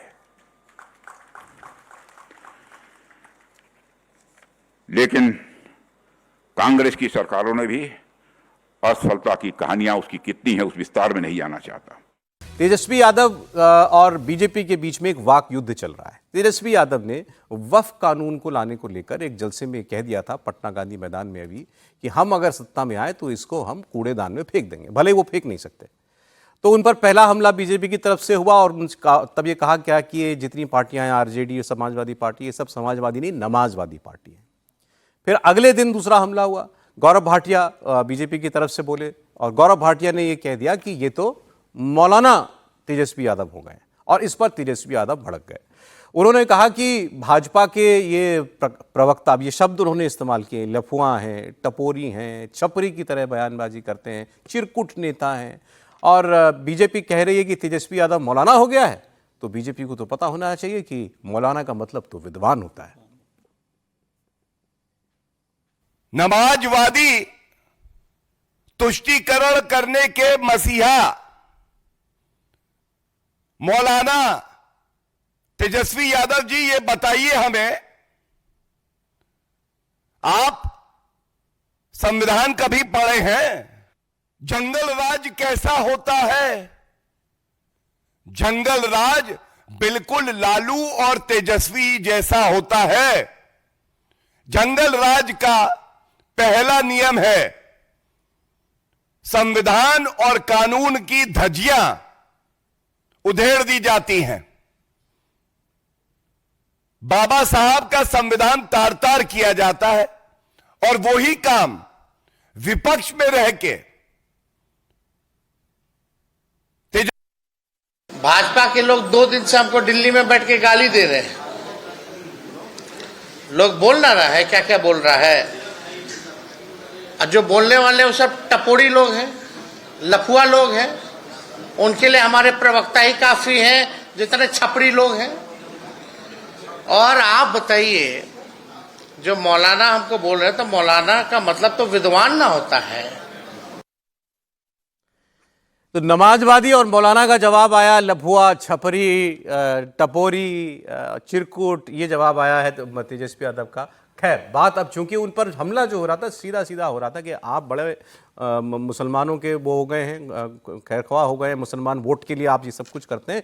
तो पहले नमाजवादी कहा गया बीजेपी की तरफ से, फिर मौलाना कहा गया। तो उन्होंने कहा मौलाना तो विद्वान आदमी होता है, ठीक है, तुम लोग छपरी लोग, तुम क्या जानो। त्रिपाठी जी, नहीं देखिए, शब्दावली और जिस तरह का स्तरहीन आरोप प्रत्यारोप हो रहा है वो तो सचमुच चिंता की बात है, लेकिन ये हो ही रहा है। अब इसका दूसरा पहलू ये है कि राष्ट्रीय जनता दल इसको बहुत गर्व के तौर पर ले रही है। अगर उनकी पहचान मौलाना के साथ हो रही तो वो इस आइडेंटिटी को छोड़ना नहीं चाहते हैं, इसको वो लपक लेना चाहते हैं। और जिस तरह से तेजस्वी यादव ने कहा कि मौलाना का मतलब विद्वान होता है, तो मुस्लिम विद्वान के तौर पर, अब ठीक है पहले के इमाम वगैरह फतवा देते थे मुस्लिमों में, उस तरह से बात होती थी, तो तेजस्वी चाहते हैं कि मुसलमान उनको उस तरह से देखे। और इसमें भारतीय जनता पार्टी ने एक तरह से कहें तो जो रोगी मन भावे तो ताबैदा फरमावे वही हाल हो गया है कि जो वही चाहते थे वो कि किसी भी स्थिति में मुसलमानों को लगे कि एकमात्र नेता तेजस्वी यादव हैं, और भारतीय जनता पार्टी जो कर रही है वो ठीक कर रही है, उसको लगता है कि एक पोलराइजेशन होगा, लेकिन तेजस्वी यादव को इसमें कोई मुश्किल नहीं, तेजस्वी को इसमें आनंद आ रहा है, नहीं, प्रसन्न है, क्योंकि मतलब मैं बता रहा हूं पार्टी की रणनीति ये तय की गई है, जितने प्रवक्ता भी डिबेट में जा रहे हैं वो भी तय करके जा रहे हैं कि मौलाना कहा ये तो बहुत अच्छा है भाई। बीजेपी ये सोच के ही कर रही है, ये बीजेपी चाहती है, बीजेपी को पता है कि अगर ये होगा तो उनके पक्ष में वो 5% का अगर मामला ठीक हो गया तो तेजस्वी की प्रो मुस्लिम इमेज बने, ये बीजेपी भी चाहती है, और चाहती है पोलराइजेशन हो और इसका लाभ जो है वो उन्हें भी मिले, उनको जो है वो मिल जाए। तो ये अब खेल जो है बिहार के अंदर खेला जा रहा है। त्रिवेदी जी, तेजस्वी जी भी चाहते हैं ये, वो काम तेजस्वी जी करते तो शायद थोड़ा ज़्यादा मुश्किल होता कि उनकी इमेज पूरी तरह से मौलाना वाली, बीजेपी ने आसान कर दिया, बीजेपी ने आसान कर दिया, बल्कि ये कहना चाहिए कि बीजेपी की वजह से उनको फ़ायदा ही होगा। यदि आप उनको नमाजवादी कहेंगे, मौलाना कहेंगे, या जो भी बात करेंगे, उनका तो MY समीकरण पहले से ही है। अब मुश्किल होती है कि भाई कहीं चिराग पासवान के साथ कुछ लोग ना चले जाएं या नीतीश जी के साथ ना बने रह जाएं। नीतीश जी की परेशानी होगी ना, 10-12% जो मुस्लिम वोट ना, मुस्लिम वोट, हाँ मुस्लिम वोट, तो वो पूरे की पूरी तरह से तेजस्वी के पास आ जाए, इसलिए उसमें कोई उनको परेशानी नहीं है। और भारतीय जनता, आप कहेंगे भारतीय जनता पार्टी को क्या फायदा? भारतीय जनता पार्टी को भी ये फायदा ना कि उसका रिवर्स पोलराइजेशन जो है उसका फायदा उनको होगा कि वो एक तरह से वो तो एक ही सूरत, मुझे ऐसा लगता है, अगर ये वक्फ वाला मामला फिर थोड़ा आग पकड़ ले तो, वरना आम आदमी। पर वैसे तो ये जो भाषा जुबान इस्तेमाल हो रही है, अब इस पर तो क्या कहा जाए कि हमारे जो प्रवक्ता हैं सबके सब विद्वान प्रवक्ता हैं। वैसे मौलाना बीजेपी, वैसे ये जो वो जो क्या उपनाम कह लीजिए जो दिया गया था, ये मौलाना मुलायम कहा गया था। अब वही नहीं, तो लेकिन मौलाना मुलायम जब कहा गया था तो उसका फायदा भी मौलाना मुलायम को हुआ। मुलायम सिंह ने भी इसे बहुत गर्व से लिया था, समाजवादी पार्टी ने इसे बहुत गर्व से लिया था, अखिलेश यादव भी इस बात को गर्व से लेते कि भाई हमारी पार्टी को अगर पिता को मौलाना मुलायम कहा गया और मुस्लिम वोटों को कहा गया। देखिए, अखिलेश हो उत्तर प्रदेश में या बिहार में तेजस्वी यादव की, लालू प्रसाद की पार्टी हो, RJD हो, तेजस्वी के जो भी मुख्यमंत्री के चेहरे बने हुए हैं, वो जानते हैं कि एमवा समीकरण अगर स्ट्रांग रहेगा तो बिहार में कोई इस तरह का ध्रुवीकरण नहीं होगा कि सारा हिंदू वोटर बीजेपी के पास जाएगा। जाति के समीकरण बहुत मायने रखते हैं बिहार की राजनीति के अंदर, और लोग जाति को प्राथमिकता देते हैं अपने धर्म से ज्यादा। तो वोटों में अगर होगा तो एमवा समीकरण अगर मजबूत बनता है तो 30% पे तो तेजस्वी यादव खड़े हैं, उसके बाद उनको सिर्फ 10 से 12% के लिए मेहनत करना है, जिसके लिए वो पिछड़ा वोट बैंक की कोशिश कर रहे हैं। तो उन्हें मालूम है कि अगर मैं 30% का वोट बैंक मजबूत कर लेता हूं यादव और मुसलमानों का, और 8 से 7 से 8% दूसरा वोट मुझे मिलता है, तो मेरी सरकार में आने की संभावनाएं बहुत मजबूत हो जाएगी। और वैसे भी सबसे बड़ा दल तो RJD ही बनता है। आप पिछले 4 चुनाव उठाकर देख लीजिए, सीटों में अगर उन्हें आप देखोगे तो सबसे बड़े दल के रूप में वो उभर कर आते हैं। तो मुझे लग रहा है कि तेजस्वी की यही कोशिश है कि जो नीतीश कुमार के साथ मुस्लिम वोट बैंक सेकुलर के नाम पर जुड़ा था, वो वक्फ के बाद पूरी तरीके से तेजस्वी को मुसलमानों का नेता मान ले, उनका रहनुमा मान ले, मौलाना तेजस्वी मान ले और उनके पास शिफ्ट हो जाए, उसका फायदा तेजस्वी को चुनाव में मिलेगा। आपने बताया ना कि वो बैल साहब की भाई उनको जरूरत है वो M और Y के बाद कुछ हासिल होने की वोट की, वो आएगा या नहीं आएगा, सवाल यही है। बिल्कुल सही कह रहे हैं आप सौरभ जी। देखिए 1.76 करोड़ मुस्लिम है वहां पे, और साथ में 17% के करीब उनका टोटल वोट परसेंटेज में गिना जाता है। तो अगर इसका ज्यादातर हिस्सा सीमांचल एरिया के अंदर है, लेकिन अगर हम देखते हैं और ये 3 महागठबंधन जो है RJD, कांग्रेस, AIM जो कह रहा है कि वो जाना चाहता है इस समय RJD के साथ ही, तो कहीं ना कहीं ये सब मुस्लिम वोट को यूनिफाई करना चाहते हैं, ताकि अगर महागठबंधन के अंदर आता तो इनका ओवरऑल वोट परसेंटेज बढ़ जाए। दूसरी चीज आती है, हम सब अंडर एस्टिमेट करते हैं LJP को, तो LJP को यहाँ पे बहुत बुरी तरह से अंडर एस्टिमेट किया जा रहा है। और जो बात अभी मेरे को पैनलिस्ट भी कर रहे थे कि जाति का बहुत अहम रोल है यहाँ पे, तो कि अगर LJP जो पिछली बार 135 सीट पे लड़ा था और उसको सिर्फ एक ही सीट मिली थी, लेकिन उसका वोट प्रतिशत क्या था 10.26%, यानी कि 10% से ऊपर, तो ये कहीं ना कहीं बहुत बड़ा आंकड़ा है। इस बार तो वो NDA के साथ है, और अगर NDA उसको प्रॉपर सीट अलॉटमेंट करता है तो जो जहां पे वो सेकंड या थर्ड नंबर पे आ रहे थे, तो इस बार हो सकता है कि उनकी जो सीट्स हैं वो बढ़ जाएं, और LJP इसका फायदा NDA को ही होगा। LJP वैसे चिराग पासवान का रोल क्या रहेगा इस बार, इसमें कोई कंफ्यूजन है क्या? पिछली बार तो सब जानते हैं नीतीश कुमार के खिलाफ उनको वोट मिला था जो वोट मिला था। त्रिपाठी जी, नहीं देखिए, मुझे नहीं लगता कि कोई बहुत भ्रम इस बार है, और पिछली बार भ्रम भी था तो भ्रम बनाया गया था। पिछली बार जो स्थितियां थी इसमें कोई बहस नहीं है, कोई भारतीय जनता पार्टी के नेता प्रवक्ता नहीं मानेंगे, लेकिन चिराग पासवान भारतीय जनता पार्टी की रणनीति पर काम कर रहे थे। चूंकि चिराग पासवान के जरिए भारतीय जनता पार्टी वो जो हासिल करना चाहती थी वो क्या था कि वो दिखा सके कि वो सबसे बड़ी पार्टी है। पिछली बार वो सबसे बड़ी पार्टी बनी भी, और चिराग पासवान एक तरह से कहें कि उन्होंने अपने आप को होम किया, मतलब किसी कॉज के लिए होम कर दिया। जो बार बार वो कहते हैं कि हम मोदी जी के हनुमान हैं, तो वो काम उन्होंने किया। अब इस बार स्थिति बहुत स्पष्ट है। मुझे लगता है कि इसी गठजोड़ में एक सम्मानजनक सीट उनको भी मिलेगी, और चूंकि ये सब जब साथ मिलेंगे तो निश्चित तौर पर 2020 से मजबूत गठजोड़ ये होने वाला है। एनडीए पिछली बार से ज्यादा मजबूत, बिल्कुल निश्चित तौर पर। अच्छा ठीक। अब एक दूसरी खबर, और ये भी चला चली की वेला के दौरान आप बात कर रहे हैं, ये तो आप डिसाइड कीजिए। उन्होंने कहा मजबूत है, लेकिन एनडीए पिछली बार से ज्यादा। बात करते हैं कांवड़ यात्रा की और उससे जुड़े विवाद की। 11 जुलाई से कांवड़ यात्रा शुरू हो जाएगी। कांवड़ यात्रा उत्तर भारत में बहुत से राज्यों के अंदर से होकर के गुजरती है। उत्तर प्रदेश के मुजफ्फरनगर में कांवड़ यात्रा को लेकर एक बड़ा विवाद हो गया है।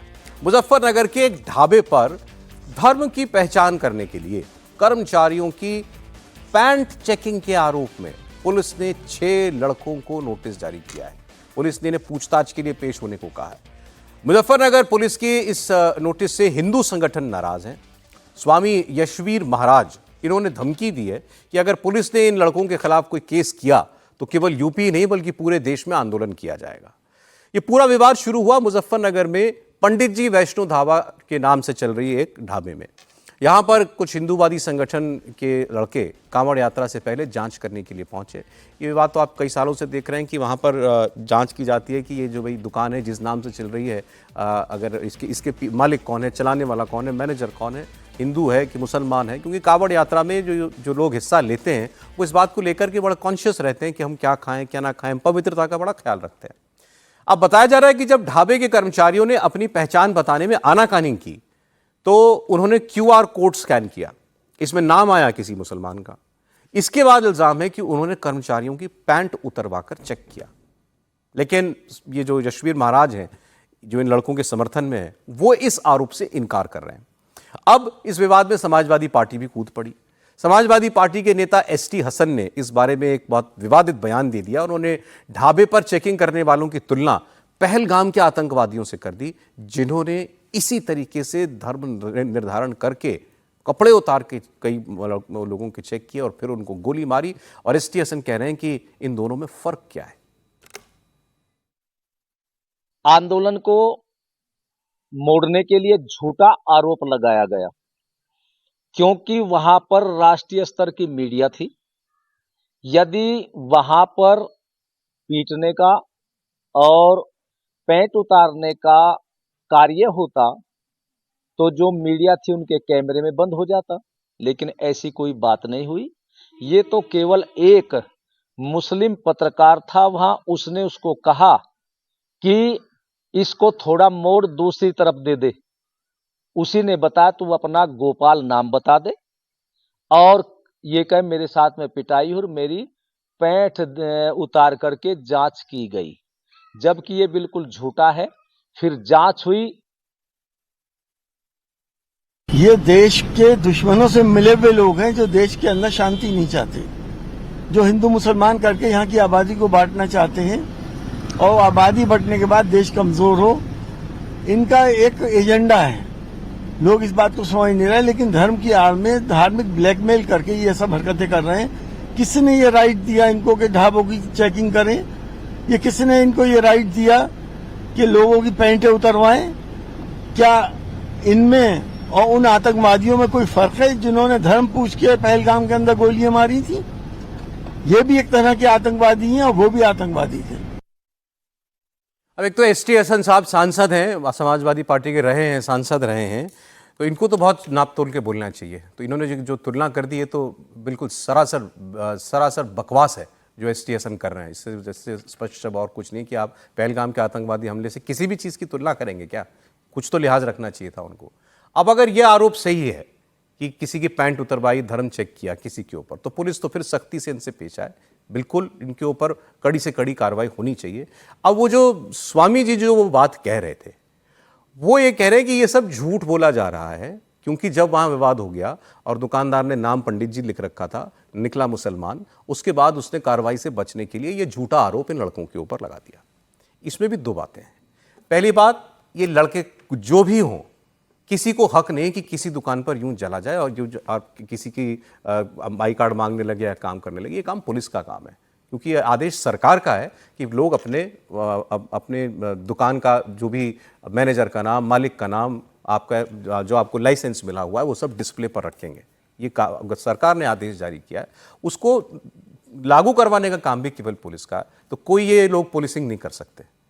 लेकिन अब ये जो बड़ा आरोप लगा दिया गया है, इसमें इस पूरे विवाद को बहुत ज़्यादा मतलब एक विस्फोट करने का इसमें मसाला भर दिया गया है। अब इसकी सच्चाई क्या है ये तो पुलिस बता सकती है सर। नहीं, मैं तो मूल सवाल ये है कि वो कौन होते हैं जो चेक करें। ठीक बात है, बिल्कुल। तो ये विवाद तो सबसे बड़ा ये है ना, इसके अलावा कोई बहस बेमायने है। वो कौन होते हैं इस पर बात करने वाले। और मान लीजिए पंडित वैष्णव ढाबा लगा हुआ है, कोई और ढाबा लगा हुआ था कि यहाँ कहीं पर किसी कंपनी में काम करते तो वहाँ पे सारे लोग एक ही धर्म के होंगे? ये किसी कानून में लिखा हुआ है हिंदुस्तान के? बताइए मुझे। अब सरकार ने आदेश जारी किया, आपने अपना पहचान बताएंगे अपनी? उस पर ऑर्डर अदालत के भी आदेश आए हैं, वो भी आपने देखा होगा। और पिछले साल भी ये मसला हुआ, लेकिन मैं इस बात पर आगे जाना ही नहीं चाहता। जो एस टी हसन साहब ने कहा वो तो उसका कोई मायने ही नहीं है कि उस तरह से वो बात करना कि पहलगाम के आतंकवादियों के साथ जोड़ना। मैं तो इसकी सरकार की कानून व्यवस्था के कमजोर होने की तरह से देखता हूँ कि ये सरकार कैसी सरकार है कि कोई भी आके कुछ भी करेगा। कौन होते हैं वो लोग कि पूछने वाले, देखने वाले, समझने वाले। अब आप इसको ले जाएंगे नहीं, वहां पर कावड़ यात्राओं की पवित्रता, फलाना ठिकाना जो भी होगा, लेकिन ये अधिकार आपके पास नहीं है। ये बिल्कुल, और मैं इससे सहमत, इसके आगे मैं बहस करना नहीं चाहता इस पर। सरकार, पुलिस, सरकार जो चाहे कि वो देखेगी क्या करना चाहती है। आदेश सरकार ने निकाला है तो काम भी पुलिस करेगी, सरकार करेगी। भाई इसमें कोई शक नहीं है समीर जी। देखिए, निश्चित रूप से जो हुआ है गलत हुआ, इसमें कोई दो राय नहीं है। लेकिन मुझे लगता है कि जब सरकार ने ये घोषणा कर दिया, सरकार ने ये आदेश किया है कि भाई आपको अपना आइडेंटिटी नहीं छुपाना है, आपको अपनी आइडेंटिटी बताना है, तो मुझे लगता है कि उसमें इसे सबको गंभीरता से लेना चाहिए। आप दुकान के बाहर अपना अगर नाम लगा दोगे कि भाई फलाने की दुकान है, उसका लाइसेंस का आपका सर्टिफिकेट लगा दीजिए, तो दिक्कत क्या है? जब आपको पता है कि सरकार चाहती है और कावड़ यात्रा शुरू हो रही है, फिर ये विवाद होने वाला है, फिर लोग आपके पास पूछने आएंगे, पुलिस अधिकारी पूछने आएंगे, तो आप सरकार के काम में सहयोग कीजिए। आप बोर्ड पे लगा दीजिए कि मेरा नाम ये है। ठीक है, लेकिन अगर कोई करना ही चाहिए, अगर सरकार का नियम बना दिया तो आपको फॉलो करना पड़ेगा। वो गलत सही की बहस फिर अलग हो जाती है, लेकिन नियम है तो है। लेकिन कोर्ट ने इस बार कोई इस वक्त रोक नहीं लगाई है इसके ऊपर। वो पहचान छुपा रहा है तो वो गलत कर रहा है, लेकिन ये लड़के कोई भी जाएंगे चेक करेंगे। देखिए, समाज में हर तरह के लोग होते हैं। अगर लड़कों ने जाके किया है तो गलत, इससे कौन सहमत हो सकता है कि बहुत गलत तरीका है। लेकिन मुझे लगता है कि आपको पता है कि भाई जब इस तरीके से जब कावड़ यात्रा निकलेगी तो या तो कुछ लड़के आएंगे, कोई सामाजिक संगठन आएंगे, पुलिस वाले भी तो जांच करने आते हैं कि भाई कावड़ यात्रा निकलने वाली, आपने भी जानकारी लगाई है कि नहीं, ये कानून बना है, जब सरकार बोल रही है तो आप अपनी सुरक्षा के लिए, लोगों की सहूलियत के लिए आप लगा दीजिए ना कि भाई हमने लगा दिया है, आप आके देखिए, कोई दिक्कत नहीं है। जब आप साफ सुथरे हो, जब आप ढाबा चला रहे हो, तो आपको अपनी आइडेंटिटी छुपाने में दिक्कत क्या है? आप क्यों ऐसी स्थिति कर रहे हो कि आप बता नहीं रहे हो, आप लोगों से बहस कर रहे हो? आप बड़ा सा बोर्ड बन के लगा दीजिए, लोग आएंगे, देखेंगे और चले जाएंगे, उसमें क्या तकलीफ है?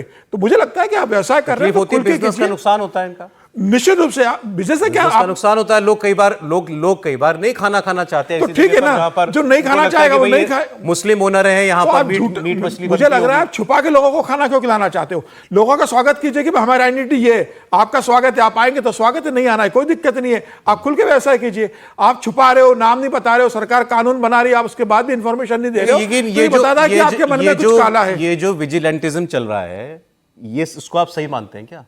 नहीं, ये गलत है, इस तरीके से नहीं होना चाहिए, ये गलत है, इसमें कोई दो नहीं। सौरभ जी, मुझे लगता है कि आपने जो खबर बताई उसके बाद सारे लोग भूल गए, उसको दूसरी तरफ चले गए। ये कोई लड़के चेक करने नहीं गए थे, जो मैं खबर अभी तक देख रहा हूँ, जो अभी भी चल रही है।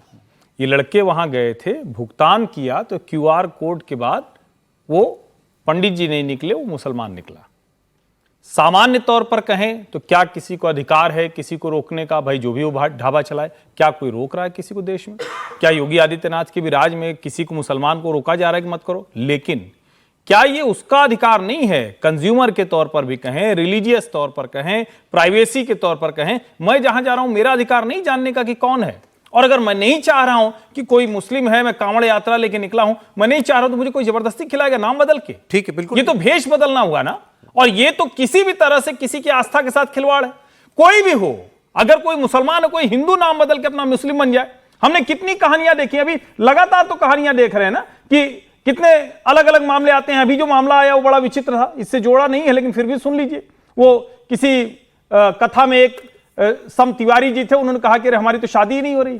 कोई मुस्लिम लड़की कुशीनगर की, उसने अपना नाम बदल के खुशी कर लिया अनिरुद्धाचार्य और महाराज बताया, की कथा सुनने के हाँ बाद। किसी की कथा में, और जाके वो उसने कहा कि नहीं मैं तो हिंदू हूं, उसने शादी नहीं हो रही, उसकी कमजोर नस थी, शादी कर ली, बाद में उसको मार डाला अपने प्रेमी के साथ मिलकर। सवाल ये नहीं है, मैं समझ नहीं पाता हूं कि हर चीज को ऐसे क्यों जोड़ा। और कोई भी गुंडागर्दी करे, कोई भी अलग से जाकर करे, कानून व्यवस्था से उतर करे, इसको तो कभी स्वीकार किया ही नहीं जा सकता है, लेकिन आप पहली नजर में उसी को दोषी कर देंगे। कई बार ऐसा होता है। देखिए, अगर ये लड़के खुद ग्राहक थे, इन्होंने नहीं, मैं तो अभी जो खबर ही देख रहा हूं, लेकिन ऐसा होता नहीं है क्या, और हो नहीं रहा होगा क्या, ये भी तो आपको पता ही है ना। यहाँ तो दिल्ली में फलों के ऊपर वो लगाया जा रहा था, झंडा लगाया जा रहा था। मैं फिर वही कह रहा हूं, आप कहते हैं रहमान चाचा फलाना धमाका उनकी दुकान का उनका, भाई तो आप पहचान क्यों छिपाएंगे? मैं कह रहा हूं बहस ही नहीं है इस बात में, सवाल केवल इतना, सरकार का आदेश है, पालन सबको करना पड़ेगा, आपको अपना नेम प्लेट और अपना लाइसेंस दिखाना पड़ेगा, नियम है, जब तक कोर्ट ना उस पर रोक लगा दे। एक बात तो ये, कोई अगर पहचान छुपा रहा है तो गलत कर रहा है, वो उस पर पुलिस कार्रवाई नहीं, अगर कोर्ट पहचान छिपाने के लिए कह रही है तो ये भी फिर नागरिकों के अधिकार का उल्लंघन है। अगर कोर्ट ये कहे कि नहीं वो पहचान छिपा के काम कर सकते हैं, अगर ऐसा कहे तो नहीं, अभी कोर्ट का तो अभी तक तो इस साल तो कोर्ट में मामला गया नहीं। सीधी सी बात है, कोई भी किसी से जाकर इस तरह चेकिंग नहीं कर सकता, वो कानून व्यवस्था का। लेकिन जो खाना खाएगा, जो कहीं जाकर किसी तरह को उपभोग करेगा, वो उसका अधिकार है, और पहचान छिपाई गई है तो मेरा टेक बहुत क्लियर है सौरभ जी, वो आपके साथ बहुत मेल खाता है कि गवर्नमेंट ने जो रूल बनाया है उसको हमें फॉलो करना है, उसको हम तोड़ नहीं सकते। तो अगर हमारी आइडेंटिफिकेशन जरूरी है बाहर लगाने की तो करना ही चाहिए, दिस इज मैंडेटरी। लेकिन साथ में बहुत सारे केस आ रहे हैं विजिलेंटिज्म के, और वो वाले केसेस पे भी हमें एक्शन लेना चाहिए, और वो एक्शन विजिबल होना चाहिए। ये काम गवर्नमेंट का है, ये काम पुलिस का है, उनको करना चाहिए। और उनको अभी से ही मेरे हिसाब से जितने भी हिंदू संगठन है उनको शायद ब्रीफ भी करना चाहिए कि देखिए आपको कहीं पे भी कुछ शक होता है, जैसे कि इधर शक हुआ, उन्होंने QR कोड पे देखा नाम कुछ और था, तो पुलिस को बताएं ताकि उनको फॉल्स आइडेंटिटी के केस के अंदर मैं ये भी कह दूं सर, साथ में ऐसा हो रहा है, ऐसा भी होता है, मतलब कि नाम आपने ऊपर पंडित जी लिखा हुआ है और आप मुसलमान हो, ऐसे केसेस आए हैं। बिल्कुल, तो ऐसे केसेस में फॉल्स आइडेंटिटी का उनके ऊपर लगाना चाहिए चार्ज, और उनके ऊपर भी एक्शन लेना चाहिए। अब इसमें भी टेक्निकलिटी है। अब इसमें आप किसी आइडेंटिटी छुपाना कहेंगे क्या? अगर कोई मुसलमान है, मैंने तो दुकान खोली, मैं नाम कुछ भी रख सकता हूं उसका, भाई उसके ऊपर कोई रोक तो है नहीं। ये भी होता है ना बहुत बार कि वो ढाबा जिसने खोला है ये फॉल्स आइडेंटिटी पर तो कोई सपोर्ट नहीं करेगा। मैं मुसलमान हूं, मैंने गंगा ढाबा नाम रख दिया। एम्प्लॉइज पर, हाँ एम्प्लॉइज भी होंगे, तो एम्प्लॉइज में यदि 5 लोग हैं तो जरूरी थोड़ी कि सारे के सारे हिंदू हों या सारे के सारे मुसलमान हों। आपको याद नहीं है पिछले साल ये हुआ, किसी को ऐतराज भी नहीं होता, लोग जानते हैं भाई। नौकरियां गई लोगों की, मुसलमान लड़कों की नौकरियां हटा दिया ना आपने नौकरी से। दोनों ही चीज होगी ना, लेकिन अगर स्पष्टता से सब कुछ साफ साफ बताएंगे तो आप विवाद समाज में कम करेंगे, कम घृणा फैलाएंगे, कम झगड़े होंगे। अब एक विवाद की और बात हम आपसे कर लेते हैं प्रोग्राम में। समय है, देवभूमि हिमाचल में जो हो रहा है उसको देखकर हर कोई हैरान है। यहां पर एक मंत्री है अनिरुद्ध सिंह साहब ने NHAI हाईवे का काम चल रहा था, 4 लेनिंग का काम चल रहा था, वहां पर हुआ ये कि सड़क बनाते वक्त जो है, जो कॉन्ट्रैक्टर लगे होते हैं, ध्यान नहीं दिया होगा, एक 5 मंजिला बिल्डिंग थी, पहले उसमें क्रैक आ गया और फिर उसके बाद वो बिल्डिंग गिर ही गई। सड़क बनाने के काम में पहाड़ किनारे बिल्डिंग बनी थी, वो गिर गई। अब इसको लेकर के ऑब्वियसली लोकल आदमी होंगे, लोकल MLA होंगे, जो भी होंगे, इनको लोगों ने बताया होगा साहब हमारा तो इतना नुकसान हो गया। ये वहाँ मौके पे गए, इन्होंने कहा उसको बुलाओ, इंजीनियर को बुलाओ, अधिकारी को बुलाओ। NHAI के अधिकारी को बुलाया, 2 अधिकारियों को उन्होंने बुलाया और दोनों के साथ मारपीट की रात में, कमरे में बंद करके, और भी लोग सामने थे, कमरे में बंद करके उनको मारा। जो FIR कराई है अधिकारी ने, वो उस FIR में उसने ये कहा है कि इन्होंने पहले मारा और उसके बाद मिट्टी का एक बर्तन उठाकर मेरे सर पे पटक दिया और मेरे सर से खून बहने लगा। इतना हुआ, ये लोग अस्पताल गए, इसके बाद इन्होंने FIR कराई। नितिन गडकरी साहब जो कि सेंट्रल मिनिस्टर हैं, इसी मामलों से जुड़े हुए, NHAI के उनके अंडर आता है, उन्होंने इसको लेकर के ट्विटर पर खूब प्रतिक्रिया दी है, बहुत निंदा की है, और उन्होंने फ़ोन पर बात की सुखविंदर सुक्खू जो चीफ मिनिस्टर हैं, और उनसे मांग की कि आप इस अपने मंत्री के खिलाफ एक्शन लीजिए। केंद्रीय मंत्री कह रहा है मुख्यमंत्री को कि तुम अपने मंत्री के खिलाफ एक्शन लो। तो एक काम तो उन्होंने जो किया था बहुत ही खराब, निंदनीय काम किया मंत्री का, लेकिन मंत्री के ऊपर अभी तक कोई एक्शन हुआ नहीं है। अब इसमें आगे क्या होता है ये देखना होगा। अच्छा, इसका मैं दूसरा पहलू भी आपको बता दूं, क्योंकि ऐसी खबरें भी आ रही थी वहां से कि ये जो 4 लेनिंग का काम चल रहा है, मेरे सामने ही, मेरी जानकारी में ही हिमाचल से ऐसे प्रकरण आए हैं जब उसमें रास्ते में जो घर बर या दुकान जो भी कुछ बना होता है उसका नुकसान कभी हो जाता है। अब उसकी भरपाई कौन करेगा? वो तो कॉन्ट्रैक्टर क्या क्या आगे बढ़ जाता है। ये तो हम तो सड़क बना रहे हैं, अब ये जो हुआ सड़क बनाने में तो हादसा हो जाता है, वो एक अलग पहलू है। लेकिन इन मंत्री के साथ क्या होना चाहिए ये तय किया जाए, बताइए सर। मंत्री के साथ मैं 2 किस्से और जोड़ देता हूँ आपको। एक किस्सा अभी उड़ीसा का, वहाँ पर भी एक पॉलिटिकल रिप्रेजेंटेटिव थे, एमएलए हैं, एमपी हैं, क्या हैं, जो उन्होंने एक ऑफिसर के साथ पिटाई कर दी, वो भी आईएएस ऑफिसर के साथ पिटाई कर दी। एक और घटना अभी तीसरी, उस पर एक्शन हुआ है जहां तक मेरी जानकारी है। नहीं, लेकिन पिटाई करना भी एक्शन तो अलग, अपराध की बात है। और एक और हुआ जो मैं देखा कि उत्तर प्रदेश में एक एमएलसी साहब जो हैं वो पुलिस ऑफिसर को डांट रहे हैं, महिला पुलिस ऑफिसर को, आईपीएस कानपुर, है ना। तो ये हमारी पॉलिटिकल जो दबंगई है ना, ये मसला पॉलिटिकल दबंगई का है। जो एक्शन हो रहा है, क्या हो रहा है, गडकरी साहब ने जो किया है या उड़ीसा में जो हुआ है, लेकिन ये पॉलिटिकल दबंगई का है कि आपके पास पावर हो तो आप कुछ भी कर सकते हैं। नेता ये कह के बचता है कि चलो मारने को तो कोई उसका वही मार पिटाई को तो कोई वो उसका एक्सक्यूज क्या देगा, लेकिन वो ये कहते हैं हम पब्लिक रिप्रेजेंटेटिव है, हमारे पास आदमी अपनी शिकायत लेके आता है। का मतलब पिटाई थोड़ी करेंगे आप। ठीक बात। और वो हिमाचल को मैं बताऊं, हिमाचल को मैं जानता हूँ, हिमाचल में क्या होता है कि वो टूटते हैं कि हिमाचल में घर कैसे बनते हैं। हिमाचल में घर आपने देखे होंगे कि वो 6 और 8 मंजिल के घर होते हैं नॉर्मली। वो सड़क के किनारे बन रहे हैं तो उसमें से 4 मंजिल सड़क से नीचे बने हुए होते हैं और 3-4 मंजिल ऊपर बने होते हैं। तो जब भी सड़क पर काम होगा तो मैं उसको कि किस तरह से लास्ट इसको वाइंड अप करते हुए आपको लगता है सुक्खू साहब को इनका इस्तीफा मांगना चाहिए और मांगेंगे क्या? नहीं, निश्चित तौर पर मांगना चाहिए, इसमें कोई बट नहीं होना चाहिए। और अनिरुद्ध सिंह मंत्री के तौर पर बड़े दबंग हैं, पहले भी ऐसा व्यवहार करते रहे, रॉयल फैमिली साथ। और अगर ये नहीं होता कि इतना मामला बिगड़ गया होता तो नितिन गडकरी को इस तरह से हस्तक्षेप नहीं करना पड़ा होता। इसकी आप कल्पना कीजिए कि क्या स्थिति रही होगी कि national highway authority of India के इंजीनियर्स और उनके जो प्रोजेक्ट मैनेजर हैं उनके साथ कितनी बदसलूकी की गई होगी। इसका मतलब उन्होंने कहा होगा कि अब हम काम नहीं कर पाएंगे, हम वाइंड अप कर रहे हैं, तब जाकर मंत्री को हस्तक्षेप करना पड़ा। और मैं फिर कह रहा हूं, हिमाचल प्रदेश में नेतृत्व तो खत्म हो गया है, चाहे मुख्यमंत्री हो और चाहे नेता प्रतिपक्ष हो। लग ही नहीं रहा है कि हिमाचल में कोई नेता है। वहां बड़े नेता हुआ करते थे, वो राजनीति खत्म होती दिख रही, बड़ी चिंता की बात।